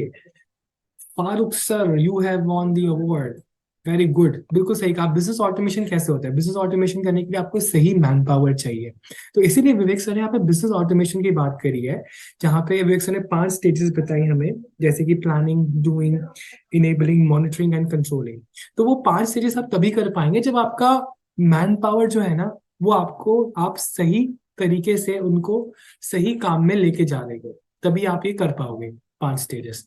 तो इसके अलावा सर ने बताया कि अलग अलग स्टेजेस, मैंने आपको बोला कि डिफरेंट स्टेजेस से कैसे प्रोग्रेस करें। शुरुआत में काम खुद से करते हो, बाद में जाके आप अपनी टीम को इनेबल करते हो, फिर मॉनिटर करते हो उनको। तो सर ने पूरा बताया। एंड प्रोडक्टिविटी कैसे बढ़ती है अपनी टीम की, सर ने वो भी आपको बताया इस वीडियो के अंदर। आई होप इसका आंसर अब आपको पता है इस टेस्ट का, कि कल्टीवेटिंग नवरत्ना पीपल, मैंने इसका आंसर दिया भी था, पीपल चैप्टर का है, यानी कि 8P में से ये पीपल के अंदर आता है। अब दोस्तों आपको मैं एक इंटरेस्टिंग फैक्ट बनाना, जिससे आपकी एनर्जी डबल हो जाएगी। आपको पता है कि मैं जब ये टारगेट ऑडियंस बता रहा हूँ, आपको नीड एनालिसिस बता रहा हूँ, क्वेश्चंस बता रहा हूँ, तो आप सोचोगे जितने से कितना याद करना पड़ेगा, इतनी सारी बातें हैं, कैसे हो पाएंगी? सो दोस्तों, आई have a good news for you कि आपको सब कुछ याद करने की जरूरत नहीं है। मैं जो पूरी ट्रेनिंग करवा रहा हूँ ना, मैं कोशिश कर रहा हूँ कि हम सीक्वेंस में ही चले। मैंने आपको शुरुआत में क्या बताया? एरो मॉडल, यानी कि कोचिंग का मॉडल। फिर मैंने आपको फ्रेमवर्क्स बताए। उसके बाद मैंने आपको बताया कि इनोवेशन, यानी कि प्रॉब्लम कैसे आइडेंटिफाई करना। आपको याद है कुछ फ्रेमवर्क्स कराए थे कल। उसके बाद प्रॉब्लम के बाद मैंने आपको बताया अब पीपल के मैंने आपको चैप्टर के क्वेश्चंस कराए। तो the good news for you is कि जो पीपल चैप्टर है ना, और जो उसके फ्रेमवर्क्स हैं, उसमें कस्टमर की प्रॉब्लम, यानी कि कस्टमर की नीड, और दूसरा उसका सोल्यूशन बहुत सिमिलर हो जाता है। यानी कि आपको सब कुछ याद करने की जरूरत नहीं। अगर आपने वो कोर समझ लिया ना, जो मैं आपको बताने की कोशिश कर रहा हूँ उतने टाइम से, और मैं आपने थीम समझ ली कि यार पीपल से ना यही प्रॉब्लम्स आती हैं और यही सोल्यूशन है, तो है ना, आप उसको हर फ्रेमवर्क के साथ रिलेट कर सकते हैं। मैं आपको जल्दी से बताता हूँ, मैं आपको डिटेल में नहीं बताऊंगा, बिकॉज ये सेम है जो हमने इससे पहले वाले फ्रेमवर्क में पढ़ा। स्टार्टिंग का बिजनेस में यही प्रॉब्लम्स आती हैं, हायरिंग की, ग्रोथ पाथ की, KRA KPIs की। विवेक सर ने इसमें क्या बताया? इसमें बताया 3/10, 7/10। ये देखिए, तो आप ये कितना रिलेट कर पा रहे हैं प्रीवियस फ्रेमवर्क से। जो सॉल्यूशंस है उससे जॉब सेटिस्फैक्शन बढ़ रही है, उससे आप क्लियरली कम्युनिकेट कर पा रहे हैं कि आपकी टीम से क्या चाहते हैं, आप एक हैप्पी वर्क प्लेस क्रिएट कर पा रहे हैं।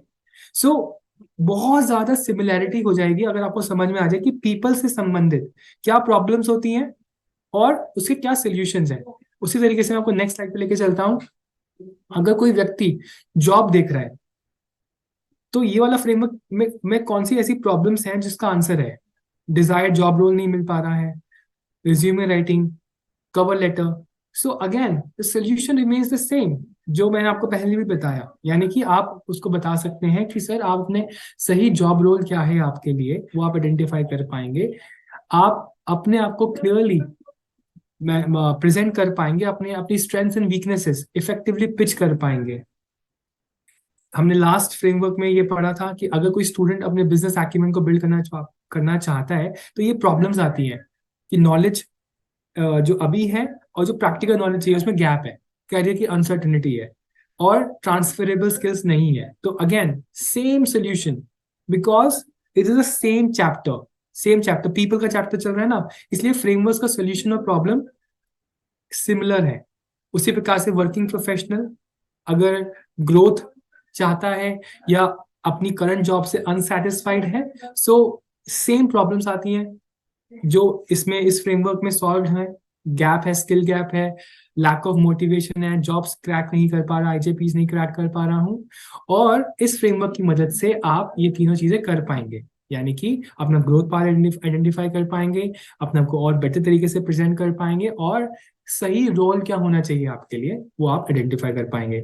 बिजनेसमैन एंड एंटरप्रेन्योर, अगेन यही प्रॉब्लम्स आती है, मैन पावर सही नहीं है या इफेक्टिव नहीं है या परफॉर्मेंस लो है, हायरिंग प्रोसेस खराब है, ये सब प्रॉब्लम्स आती हैं बिजनेसमैन को। अब सोल्यूशन जो हमने लास्ट चैप्टर में भी पढ़ा था, आप सही कैंडिडेट को ढूंढ पाएंगे, सही एम्प्लॉय की प्रोडक्टिविटी कर पाएंगे, कंपनी का वर्क कल्चर इंप्रूव कर पाएंगे, एरर्स कम कर देंगे, ये सब हम डिस्कस कर चुके हैं, so I will not spend much time. NEET analysis के क्वेश्चंस भी सेम ही रहते हैं दोनों चैप्टर्स के लिए। सो दोस्तों, before I move on to the next slide, so I want to check with Vimal sir. Vimal sir, मैंने बहुत कोशिश करी कि मैं टाइम को एकदम एक्यूरेट रखूं और थ्रू आउट द सेशन में टाइम देखता रहा। So it's 10:49। इज ज्ञान सर कमिंग? सर ज्ञान सर ड्राइव कर रहे हैं तो शायद वो नहीं आएंगे, बट वो जो पार्ट है जो बहुत इंपॉर्टेंट है, सारे आईबीसीज को सुनना चाहिए हमारे, वो मैं कवर करूंगा आपके इस सेशन के बाद। उसके लिए कितनी देर चाहिए आपको? It will take 5-7 minutes sir. तो do I have 5 minutes? Sure, please go ahead, please go ahead. Okay, thank you. So दोस्तों, ऑनेस्टली ना, मैं आपके लिए ना, मैं को बोल रहा था शुरुआत में बोनस बोनस है, एक्स्ट्रा है, तो मैं उसके लिए टाइम बचाया था, अगर टाइम मिले तो। And good news is that we have that time. So दोस्तों, मैंने आपको आज की स्लाइड्स में बहुत सारा एक्स्ट्रा बताया अभी तक, प्रॉब्लम को और डीप लेके गया। अभी ना इसके अलावा भी मेरे लिए आप सबके पास सरप्राइज है, जो लोग रुके हैं ना आखिरी तक, उनके लिए सरप्राइज है भाई। सो दोस्तों, मैं आपके साथ एक फ्रेमवर्क आपको बताना चाहता हूँ। ये ट्रेनिंग का पार्ट नहीं है, ना मैं इसमें टारगेट ऑडियंस बताऊंगा, ना मैं कुछ और बताऊंगा, लेकिन अगर आपने ये फ्रेमवर्क सीख लिया ना भाई, तो लाइफ में है ना कभी दुखी नहीं होगे, पहली चीज। और अगर दुखी हो भी गए, कोई सिचुएशन ऐसी आ गई जो परेशान कर रही है, तो उस सिचुएशन से खुद को निकाल पाओगे आसानी से। और ये बहुत ही कॉमन है, ये इतना कॉमन है कि हर कोई लाइफ में कभी ना कभी बार इस सिचुएशन से गुजरता है। सो ये सब आपके लिए था, ये एक एक्स्ट्रा बोनस है। इसमें हम डिस्कशन नहीं करेंगे ज्यादा लंबा, लेकिन मैं आपको ये वीडियो दिखाना चाहता हूँ। बहुत शॉर्ट वीडियो है, ज्यादा लंबी वीडियो नहीं है, विवेक सर की वीडियो है। सो मैं आपको दिखाना चाहता हूँ, and I can tell you, इससे आपके जीवन को देखने का, प्रॉब्लम्स को हैंडल करने का जो तरीका है वो पूरा बदल जाएगा। फ्रेमवर्क का नाम है see things better than they are.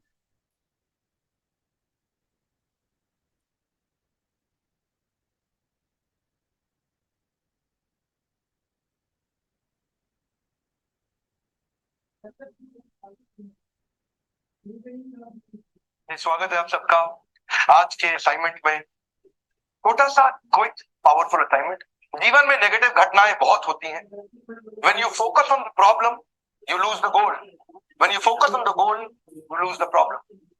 मेरे और आपके बीच में ये हाथ है, अगर मैं हाथ को देखूंगा तो मैं आपको नहीं देख पाऊंगा, और अगर मैं आपको देखूंगा तो मुझे हाथ नहीं दिखेगा, या तो हाथ दिखेगा या आप दिखेंगे।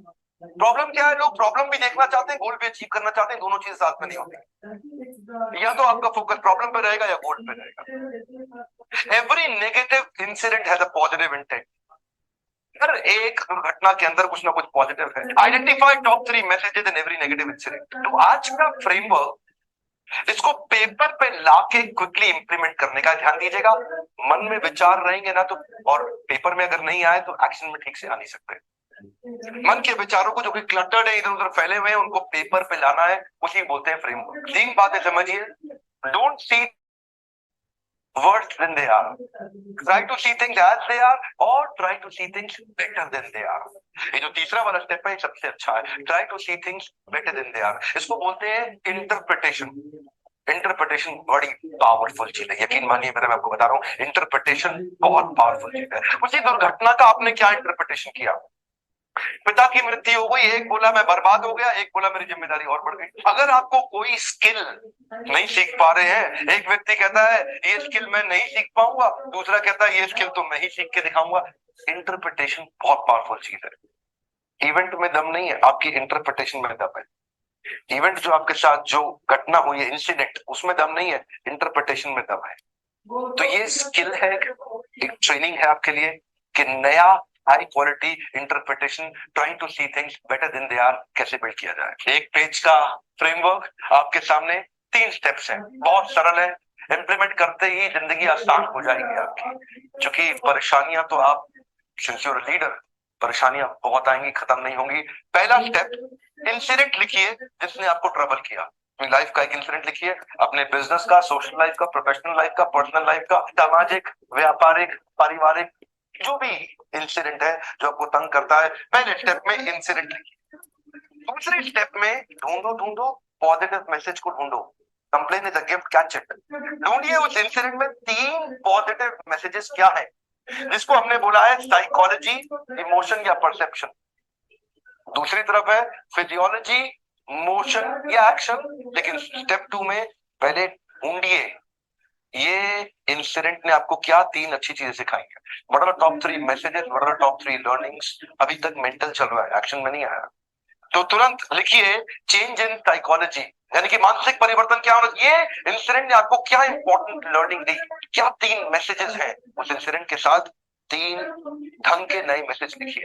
इंटरप्रिटेशन याद रखिएगा, बहुत ताकत है इस इंटरप्रिटेशन, जीवन गेम चेंजर, जीवन बदल सकता है ये इंटरप्रिटेशन। इतना बढ़िया क्वालिटी का इंटरप्रिटेशन लाते हैं। इंटरप्रिटेशन अच्छा होगा तो एक्शन भी अच्छा होगा, यानी कि परसेप्शन अच्छा होगा तो एक्शन भी अच्छा होगा।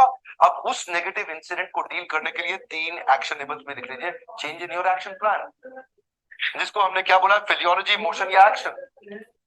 केवल मानसिक परिवर्तन से लाभ नहीं होगा, शारीरिक भी चाहिए। तो किसी भी सिचुएशन को हैंडल करने के लिए मानसिक शारीरिक का कॉम्बिनेशन आपको ताकत देगा, यानी कि साइकोलॉजी फिजियोलॉजी का कॉम्बिनेशन आपको ताकत देगा। इस असाइनमेंट को समझ के जीवन में प्रैक्टिस अगर नहीं किया तो पूरा लाभ नहीं मिलेगा। इसका प्रिंट आउट निकालिए और एक्चुअल इंसिडेंट के सो क्विकली मैंने वीडियो को पॉज कर दिया। आई होप आपको जो इंटेंट है, जो पर्पस है इस वीडियो का, वो समझ में आ गया होगा। सर ने, मैं जल्दी से समराइज कर देता हूँ। पहला ये कि प्रॉब्लम पे फोकस ना करके गोल पे फोकस करना है जब भी डिफिकल्ट टाइम आता है लाइफ में। दूसरा मैसेज क्या है इस वीडियो के अंदर कि try to see things better than they are. तीसरा है every negative incident has a positive intent. और इस सबको करने के लिए सर ने क्या बोला है, change in physiology and psychology. Honestly my friends, आप सब लोग एडल्ट्स हैं, सब लोग बड़े हैं, आपने भी लाइफ में ऐसे चैलेंजेस, आपने कोई ना कोई चैलेंजेस भी देखे होंगे अभी तक। मैंने भी देखे बहुत सारे चैलेंजेस अपनी लाइफ के अंदर। टाइम कम है तो मैं आपको जरूर बताता बहुत सारी चैलेंजेस जो मैंने लाइफ में फेस करे। लेकिन उस चैलेंज को फेस करते हुए मैं क्या करता हूँ वो मेरी डेस्टिनेशन को डिसाइड करता है। सो इसीलिए मैंने ये फ्रेमवर्क प्ले किया, बिकॉज सो दैट आप सब भी लोग एक लीडर हैं, या तो अपनी टीम को मैनेज करते हैं, या आप खुद भी एक बिजनेस करते हैं। डिफिकल्टी आती है बिजनेस के अंदर, हर किसी को आती है। मैं भी डिपार्टमेंट रन करता हूँ, मुझे भी बहुत डिफिकल्टी आती है। तो उस इंसिडेंट के अंदर मेरे लिए क्या लर्निंग है, मैं उस पर फोकस करता हूँ। और कभी समय मिला तो अपनी स्टोरी भी जरूर शेयर करूंगा, ताकि आपको भी पता चले कि जितिन सर भी कितने स्ट्रगल किया है लाइफ में, वो भी कभी शेयर करेंगे कभी समय मिला तो। But I hope this framework was helpful and thank you so much. आप सब लोग अपना प्यार देते हैं, मैं देख रहा हूँ कि मैसेजेस इतने सारे आ रहे हैं, फ्लोट कर रहे हैं, इतना सारा सम्मान देते हैं। Thank you so so much for your love and care. Honestly ये सारा जो थैंक है वो मेरा नहीं है, हरसिमरन मैडम, विमेल सर, विवेक सर, जिन्होंने हमें सिखाया है। हमारे जो लीडर्स हैं हमारी कंपनी में, सीनियर लीडर्स, उन सबका है ये क्रेडिट, मेरा कुछ भी नहीं है। मैं तो बस एक स्पीकर हूँ, जो सीखा वो प्ले कर दिया। तो स्पीकर की कौन अप्रिशिएट करता है, जो गा रहा है उसको हम अप्रिशिएट करते हैं ना। So thank you so much for this love and affection. So see you tomorrow. Sunday है भाई, लोग आ जाना। मेरे को भी थोड़ा सा लग रहा है tight, but try to come tomorrow as well. और मैं कोशिश करूंगा ज्यादा से ज्यादा लर्निंग लाने के लिए, कुछ बोनस देने के लिए। Thank you. Thank you so much Jitin sir. और शुभम गौर सर ने लिख दिया चैट बॉक्स में, सर 1 2 3 4 से नहीं 52 के 52 फ्रेमवर्क चाहिए, सिखा दो सर, है ना। ये बोल दिया ना जितिन ऑलरेडी शुभम गौर सर ने। और I am believe Tarun sir की हंसी बता रही है कि वो भी यही कहना चाह रहे हैं। भाई लोग जल्दी से मैं आपको बता दूं कि ये फ्रेमवर्क्स की ट्रेनिंग इतनी जरूरी है आपके लिए, कि बिजनेस, कहते हैं ना, बिजनेसमैन के साथ हो रही है बिजनेस की बात, है ना। बिजनेस की बात हो रही है आपसे, और उसके लिए फ्रेमवर्क्स बहुत जरूरी है। बहुत ध्यान से समझिएगा इस चीज को। अनबिलीवेबल, अनबीटेबल, अनस्टॉपेबल सर, आपके लिए सारे मैसेज आ रहे हैं सर। टीआरएस सुभाष जी ने भी लिख दिया है ना। इतने सारे मैसेजेस, सही बात है 1000%। So thank you so much Jitin sir once again, इतने शिद्दत के साथ आपने ये 2 घंटे में हमें वो सिखाया, वो सारे के सारे फ्रेमवर्क्स, जिसमें फोकस पायलट मार्केट के बारे में आप सिखा रहे थे, हाउ टू हायर एम्प्लॉयज, या फिर कल्टिवेटिंग नवरत्नास, और उसके बाद एक बोनस भी दिया आपने। उस बोनस में आपने ये भी दिखाया कि see things better than they are, ये सिचुएशन आपने क्रिएट किया, ये सब मैंने भी नोट डाउन कर लिया है। भाई लोग जल्दी से जितिन सर का थैंक यू, जितिन सर को का धन्यवाद देते हुए मैं आपको एक चीज बहुत